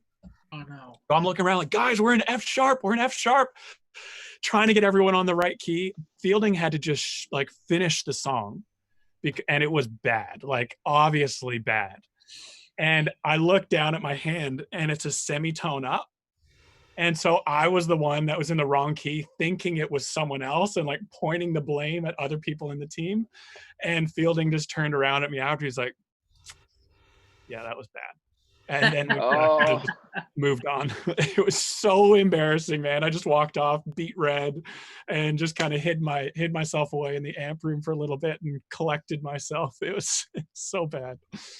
Forgave yourself and moved on. It took a while, but yeah. We used a lot of tracks with church, and Father's Day. It was a real big Father's Day hype intro, and we're all excited. And I can't remember who was doing MD. Hit play, and instead of like 1, 2, 3, 4, 5, like the going to it was probably like Lion the Lamb or something, but it was like 1, 2, 3, and everyone's going, holy crap, what happened? And it started like song 4 or something, and then our worship, one of our fill-in worship leaders was like, all right, well, we don't really know what happened, so we're gonna try that again. And the computer like crashed right after that. And I'm like, all right, so we're just gonna go without it. And it was just one of those like, this can't happen twice, right? And it happened the next service. It was yeah. Our pets' heads are falling off. Pretty bird. Chaos. So, can you guys hear me again? There he is. Okay, good. So I've done a little audio switch here, and hopefully everything's functional, and you have my new camera. So hi, nice to be back. So yeah, there's nothing like the wrong track playing, and then there's playing the half step out of key. That's always fun. So I take it the conversation has run into kind of what's the most disastrous kind of thing that has happened. Yeah, I had one. I played a bad note, and I immediately did the I'm tuning, like I'm out of tune thing. It doesn't work all the time. Well, you also got to go back to the amp, and like you hit the amp, like something's wrong with the amp. Just like stupid amp. Like I almost said a certain rental place, but that would have been really bad to call them out, and anybody in America knows who that is, so I don't have to mention their name. So hey, let's talk about backline gear. And by the way, anybody that's in the chat, I should not have an echo, but if there is an echo going on, do me a favor, let me know. But I think I did everything I could to preclude. Doubled audio is gone, I think. Yep. Yep, there we go. All right, good. Thank you. All right, so, hey, so backline gear, that is kind of a thing, right? You know, it's just like, I want to have a great sounding piece of gear. It's like every so often you show up, there's an AC30 that you absolutely love. By the way, what year was that AC30? I missed the very beginning of that. It was a 64. Ooh, with top boost or not? Top boost. Ooh. And Awesome. the original silver bells, those are nice. Yeah. And so did it have the EF86 preamp tube? Yeah, I'm pretty sure. Yeah. So like, I mean, all right, it was perfect. I love it. So let's if you guys are good with it, we got a little bit. Maybe we'll probably get out of here in 15, give or take. Does that work for everybody? Yeah. So let's get really geeky. So like, you know, like the stuff that first of all, I think anybody that is with us at this point is into the really geeky stuff. So like the fact that the EF86 has that extra chime factor that really, like, if you've played through a 12AX7 and then you played through an AC30 that's got an EF86 or through the Matchless for that matter, that sound, that little extra bit, it's like, you know, it's pretty special. Geeky stuff. Bring it, please. I mean, I'll go. You were away for this, I think, but I was talking about how my favorite amp and my go-to, my workhorse is a Morgan Dual 40, and I use the EF86 side all the time. That's like my amp, and it's just volume and cut. But what I love about the EF86 channel, and I'm not like gear smart. I'm just gonna say it how it is. I know the names of things, and I know they sound certain ways, and I like them, but I couldn't tell you any more about it. But I love, especially when you can like jump AC30 channels and stuff. The EF86 to me adds this low end gain while maintaining the chime that's such an incredible thing in AC30s. But in my opinion, to my ear, the EF86 has this robust, I don't know, like the way it breaks up, it's just meatier. And I don't, I could be wrong, but that's what I hear, and I absolutely love it. But I mean, what does the Matchless have? The Lightning that you're talking about, Grant? Got a few knobs on it. Yeah. Speaker. I think mine has an AX7 in it. I'm pretty sure mine has an AX7. Okay. So I might need to try out this 86 because I'd love chime, but I don't think I've ever put an 86 in this one. They are notoriously microphonic. Like of all the preamp tubes out there, like they just look. They love to do all the things that you don't want a tube to do. But the other thing is, I think you can get one of those kind of like tube prophylactic things that you can kind of shove around it, so it's a little less excited about vibrating inside the socket there. So you just kind of reduce the vibration of the glass. I think that helps. Yeah. I think. Yeah. And I'm not a tube genius by any means, but I know what I like. So besides the EF86 and any, so I missed the commentary about tape echo. Was there? And it's like, oh, that's nice. The old guy's got an old tape echo. Isn't that cute? Have you guys messed with tape echo at all? Some, a little. Digitally, yes. There's this tape echo mod on my HX Stomp. It's beautiful. I'd say it's comparable, actually. Doug, your thoughts?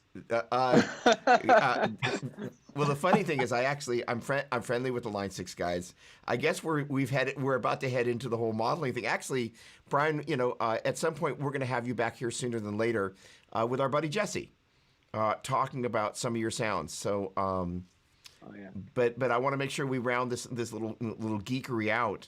I love the modeling stuff. The neat thing about it is that you don't have to unplug yourself from your webcast in the process of pulling it off of a shelf. It was right here all along, but no, I had to get fancy. I have never had anything like that. I mean, I'm literally unplugging the microphone or the headphone jack, rerouted the audio, and I'm like, okay, that is it. So the whole streaming thing is, it's kind of like if you could imagine doing a gig and every gig your pedal board did something slightly different because like the venue, there's some weird thing that happens, like they're continuously changing stuff like you wouldn't believe, like Sounds between like you're YouTube using and Facebook. solderless cables. What's that?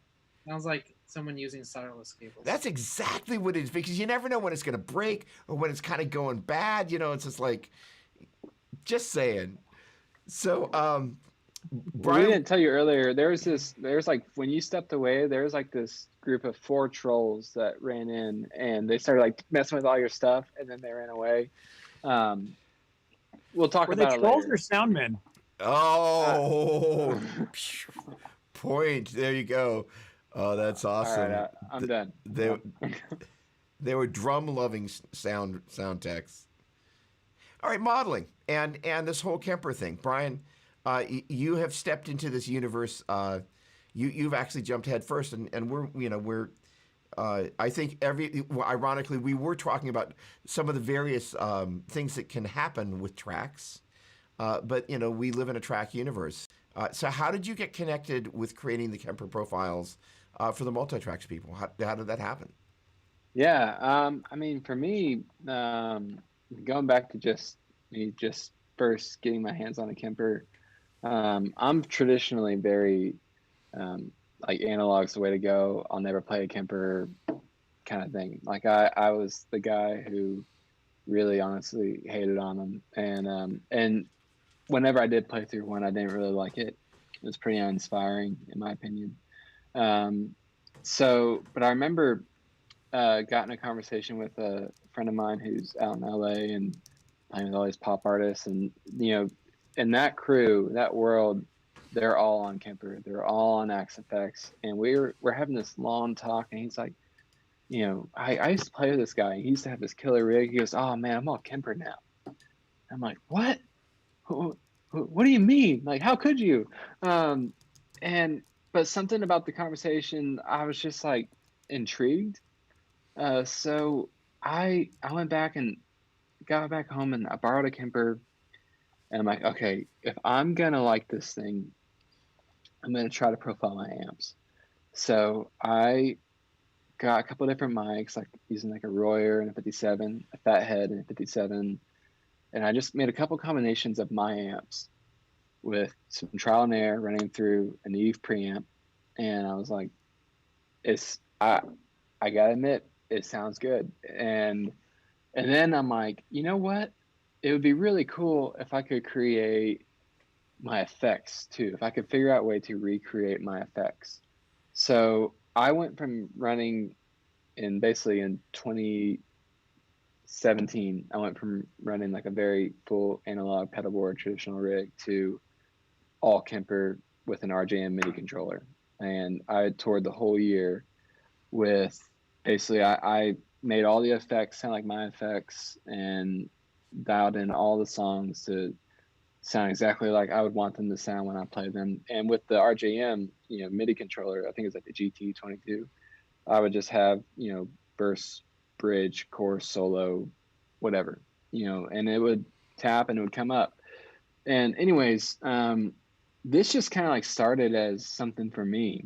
And then I think though there's a benefit of me kind of being on the front end of creating song performances, and I don't think that was necessarily a big thing yet. So I just kind of started sharing them with people, and then eventually, so I was talking to someone like, you should just make a website and sell your profiles and stuff.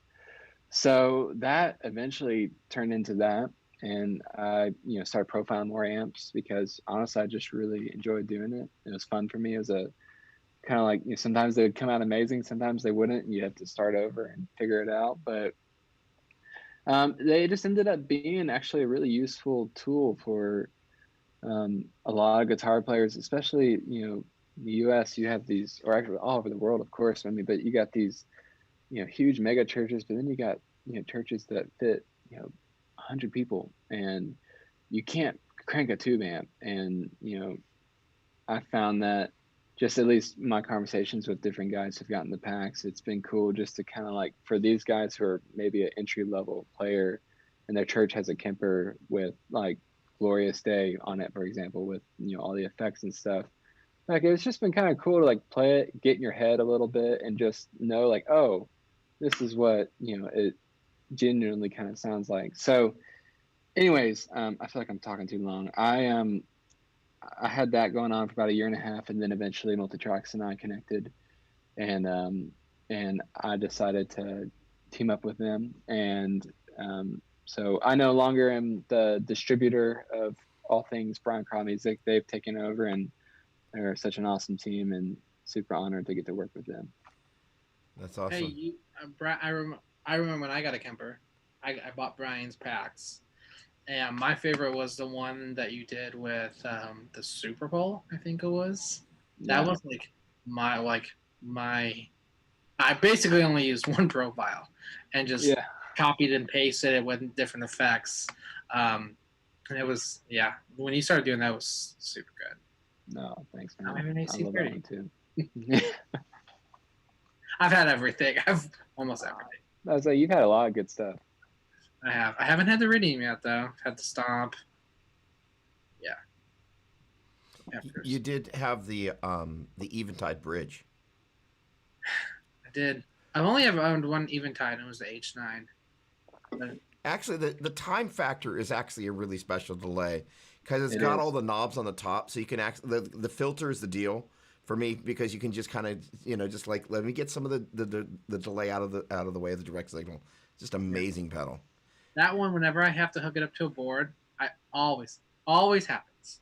I always plug it in, and I'm like, why am I not getting any sound out of it? It's because the jacks are opposite.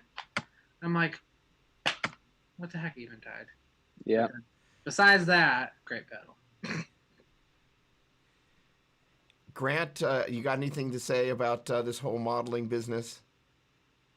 I was probably more with Mr. Carl in the beginning. I was very anti modeling, but it has been interesting over the past 8 to 10 years or so, watching it continuously get better. And now you're like 10 years ago, you'd listen to some modeling stuff. It's like, I mean, I still definitely prefer my tube amp, but now it's getting into the territory where it's really starting to sound pretty convincing.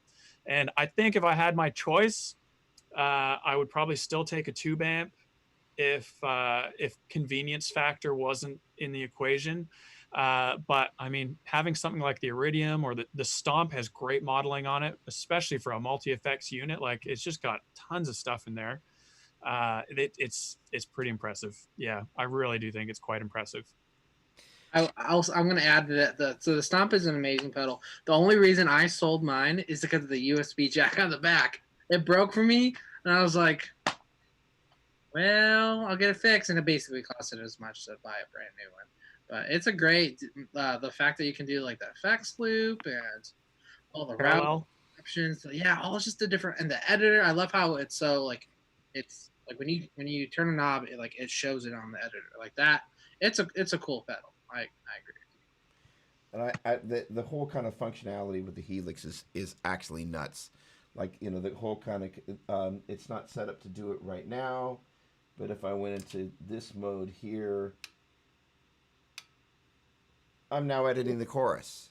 What surprises me is that I mean, it's just like seriously.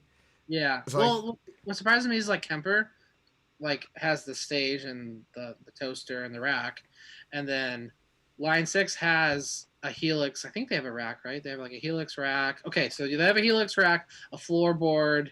They have the Stomp, but those can do stereo, different amps and everything, that's what really pulled my interest. But Kemper can only do the one amp, which I get it. It can't do two because it's not the same thing, and one's a modeler and one's a profiler. But yeah, that's where I liked it because to me, I'm like, yeah, I'm running it. I remember I bought the Stomp, and I got a patch from my friend Evan Hudson, and he gave me this Vox AC30 Benson patch that his friend basically EQ'd as best possible his Benson and his AC30, and people were freaking out. They're like, "Oh my gosh, give me that patch!" I'm like, "Okay, why?" And they're like, "It has a Benson." I'm like, I mean, it's basically an AC30. They've just made it sound like a Benson. I've never played on a Benson, but When I would be at church and I would play, and I'd ask my son guys, I'm like, so I'd go up, I'd be like, so how those two amps sound? He's like, it just sounded like an amp. I was like, no, there's two amps. Like, I had a Benson and an AC30. He goes, so what's the difference? I'm like, honestly, I don't really know. I guess I can't really tell you.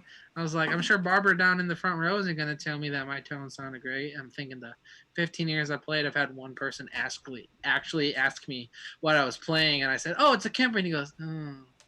Like, that was like, I was like, thanks. Yeah. What's Doug bringing over? What's he have? It's a Benson. Of course. That's a tape echo. Yeah, it's a pickup. Actually, I thought it was. What's he going to unplug this time? Actually, this is a great little amp. So it's the Monarch Reverb, and it's basically got a British side and an American side. This amp is awesome. I love that amp. That's a 112? Yeah, with the H30, which is kind of like, so just anybody, as long as we're going to geek out, like if you're looking for a single 12 to put in something chimey, the H30 is just like, it's just the sound. That's why you see it in like a ton of the different amps that are out there. So it's just a great sounding amp. I love that amp, Doug. I've played that amp a lot. I love that one. Do you like the British side or the American side? But the reverb's great in it. I mean, it's just like, yeah. I mean, I go back and forth. Actually, I started with using the British side almost exclusively, but I found, like with my Jazzmaster, it being a brighter guitar, I actually really love the U.S. side. It seemed to fill things out a little bit more for me. America. Yeah. They actually, I saw a thing. They actually are, because we've, as you guys would, everybody kind of knows, it's been a strange time, and we'll just kind of keep it on the music side of that for right now. So the point being is that I know that the Benson guys just sent out an email that I saw this morning that they're kind of doing 50 builds for people because, their whole supply chain has been kind of limited. So if anybody's, after all of that fancy talk about how amazing those Benson amps are, if you're feeling so moved, they're great folks. And those cases, I don't have one of the, do you have, Brian, do you have a case? Those kind of green cases with the brown leather on that? No. Okay, hang on. And let's see if I can do something here without breaking the internet. Hang on a second. Carefully. No, I've already broken something. So at this point, my computer is going to blow up. Yeah, no, that's right. I'm going to do it to you guys. Benson amps. Hold on a second. Let's see here. They have the coolest cases ever. Okay, there's a list. Hang on a second. There's Chimera.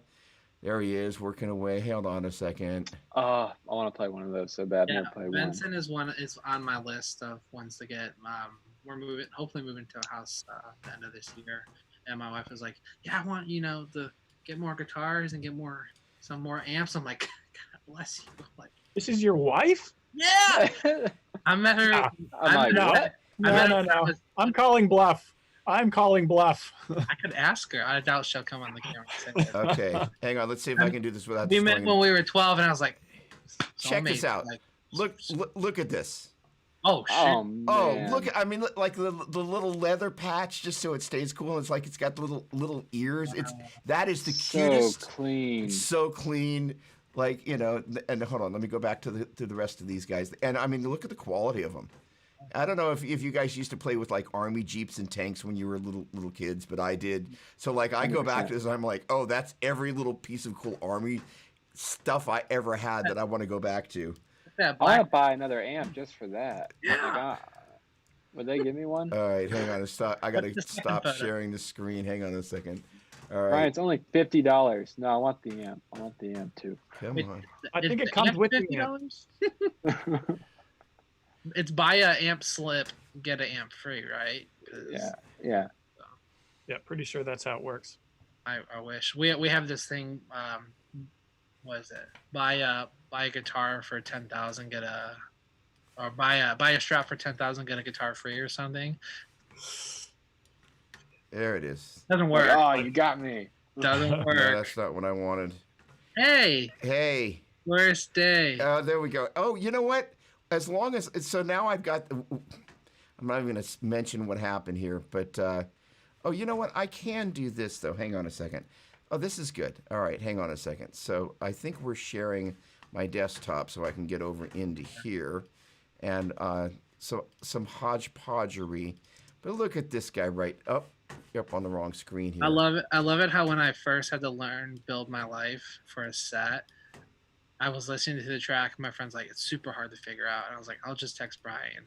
And he's like, you don't know Brian Carl. I was like, I do know him. I built the floor for him. And they're like, okay. Oh, okay. And I text Brian. And I remember you're like, dude, it's so easy. It's the easiest. He sent me the link, and I was like, oh, this is easy. Look at that. You see that DL4? Yeah, there it is. right there. DL4. Look at that. It looks like I'm tapping. You are tapping, but Belly. so is that the dome there? Where is that? No, this one looks like, so this was 2019, I believe, and Circle one. we were traveling all over. So we were in Dallas, we were in Atlanta in 2 locations, Phillips Arena and Infinite Energy, and we were in DC. So 4 locations. This was Infinite Energy. So this is just on the other side of Atlanta, and it's like one of those smaller venues. The last morning, I believe. But yeah, there is Old Telly and DL4. I'm just gonna say, man, can we just take a moment to appreciate the double bound Telly? I mean, it's just isn't that lovely? It's a beautiful thing. That is a beautiful thing. And speaking of beautiful things, hang on a second. No, that's the same shot. Hang on, let's do this. There we go. Look at that. Oh, look at that. So, Hey, that's the photo before I updated the straight plugs on that. Hey, it still is beautiful. I think I still have most of that stuff on here. I was gonna say, do you still have that the Klon one? So no, Klon's been replaced by a Benson preamp. nice. The Memory Man, I have like that analog mode course in an old Boss DD5. Nice. The DD5 is one of my favorite delays too. Like basically all my favorite pedals are the ones that are not current. They're all like unreliable and old, but I'm drawn to them. I love that. And you know, if you need to get rid of that kilt, you can send it on over here. I'll be fine with that. Oh yeah. Brian absolutely. Omilion. Hey, I wish it looked that clean. I like the spider. Oh my gosh. Okay, so funny story about that. When I first started, I was just like, yeah, whatever you can give me, and they gave me the spider, and I made that spider sound really freaking good, and like convinced some people. But then I put an AC-15 in its place a little bit later. But I wish I had that much room. We put a desk to like where the blue tape is. I was like blue taping off my area, like don't bring your crap inside my area or I'm gonna throw it out. I love it. Look at that. No, I love that. All right, let's see what else have we got here. Oh, we've got an audition. All right, I realize we're running over time, but I got to go through my greatest hits here. So the coolest pedal in the world. So this is the pedal if you've got a space on your board and you need something to put in that space, you put this, because basically what it enables you to do is run some cables off your board and audition that pedal, which is really cool, right? Do I have it right or what? Right. You've got it right. You can also run your amps effects loop with it as well. Well, that's how Brian's set up. We have it set up. It's actually underneath the interfacer, underneath the arrow, and he has it set up to do 4-cable method or demoing.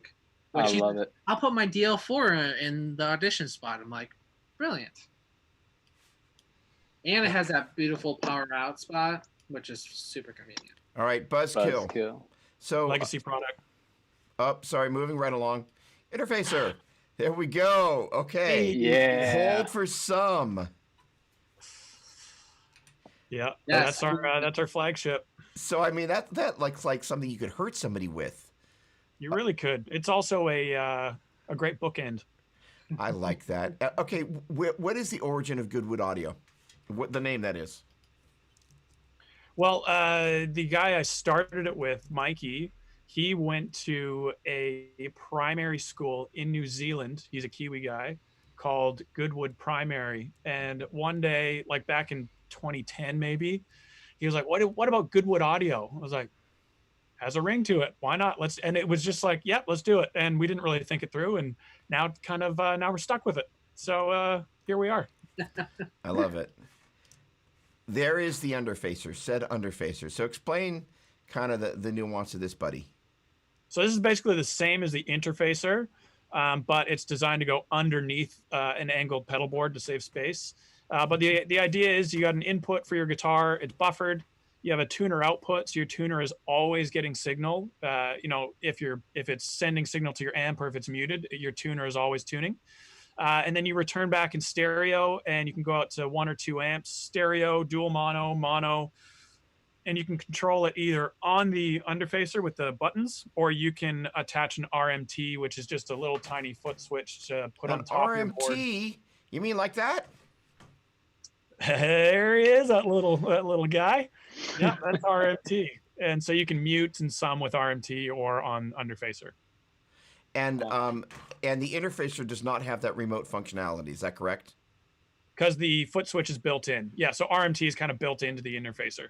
And does the underfacer costs? Are they the same map point here in the States, or are they slightly different prices? Underfacer is $10 less. Okay, got it. Because of that fancy foot switch in there. That fancy foot switch. Stopping sharing. Okay. Well, gentlemen, this has been a lot of fun. The whole goal is to get people talking and hopefully having a lot of fun and a lot of smiles, which is always a pleasure. I want to thank everybody that's watching. Just as a final word before we have our esteemed panelists say adieu. This is, of course, something or other of Worship Musician Magazine. We have a new issue out with Jesus Culture on the cover, celebrating their 20th anniversary. If you get a moment, head over to worshipmusician.com. But just want to thank everybody for checking out. Oh, by the way, I always forget, the magazine's always free. It's free. Doesn't cost anything. It's like free 99. So, hey. And the neat thing is we love guitar players. We love pedal boards. We love all musicians, including the most beloved sound techs, of course.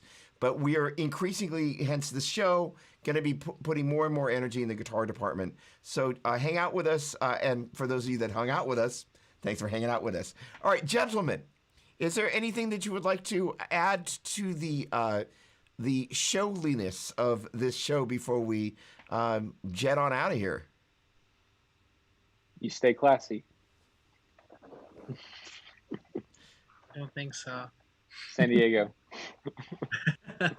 It's actually been a ton of fun. Thanks, Doug, for hosting us, and it's great talking to Omilion and Brian and stuff. And I think the only improvement I would say for next time, Doug, you need to shred for us, man. Show us the chops, man. Can you do it now? For those that don't know, Doug is like the king shredder of all time. You have to bring it out next time, Doug. I will. Please. All right. Fine. Actually, so and Brian, Carl, that is, I didn't get a chance to get a hold of your Kemper profiles, but my goal actually, just so so I don't make an idiot out of myself, because it's always, I mean, if you have your profiles and you come on to a show and somebody's playing your tones, it could be really weird. So let's remove any awkwardness, because I'm really excited to get a chance to play through your rig, which is exceedingly cool. And I love the fact that you basically hey, let me put my effects in there, and the fact that you've kind of created an ecosystem to actually turn it into a song format. I live a lot in that universe over there, and most people kind of create. Actually, no, the worship tutorial guys are actually really good about changing and creating the different sections for the songs. But in the Kemper world, here's my Plexi Marshall. And here's my AC30. And it's that's great. What if I want to, do some stuff? So, props. Okay. So, first of all, BrianCarlMusic.com. Is that correct? That's correct. Okay. Is Omilion Audio? Okay. So, is that as misspelled? How many people want to double the L's? I've tried to tag you with 2. Yeah. Okay. All the time. Hey, listen, this is the way I explain it. It's 1 L because we can't afford the second L. 0 million. That's the way we think about it. Got it. So what's the web URL for you? The web one, it would actually be through the Guitar Sanctuary, my Okay. employer. So uh, I am hired through the Guitar Sanctuary. I'm an employee of the Guitar Sanctuary, and they let me keep the name for So Facebook is Omilion Audio at the yeah, Guitar Sanctuary, and yeah, that's or tagged in the post. Instagram. I'm more on Instagram than Facebook. Facebook's kind of like how COVID was like so last year. Ooh. COVID's It's more like COVID's Facebook's for guys with tape echoes. yeah. Yeah. Put me on Facebook. Goodwoodaudio.com, correct? And you guys are doing some YouTube stuff, right? You want to give us a quick little shout out about what that is before we jet out of here? When COVID started, I figured I'd have some time on my hands, so I basically just started doing educational videos for guys that like to nerd out about pedal boards. And honestly, I'm just trying to showcase how powerful signal routing is on your pedal board through wet, dry, wet, changing the order of your pedals and doing it all in real time. And so, it's just all about educating guys on their rigs. And what is the YouTube? Is it youtube.com/Goodwood Audio? Goodwood Audio. Yep. Okay, awesome. I have Thanks. one last thing. Oh, yeah, please. I'm sorry. I just thought I've been talking with RJM. I'm going to be putting out tutorial videos on the GT series, the PVC series of the actual unit and of the editor and like how they all correlate soon. So that'll be on Instagram. More helpful videos. And YouTube as well. I could probably do it. I haven't done it yet, but yeah, most likely. Awesome. All right, you guys. Thank you so much for hanging out. God bless. Thank you, Doug. Yeah. And thank you. All right. Let's see if we can exit cozily, finishing the stream, and thanks again.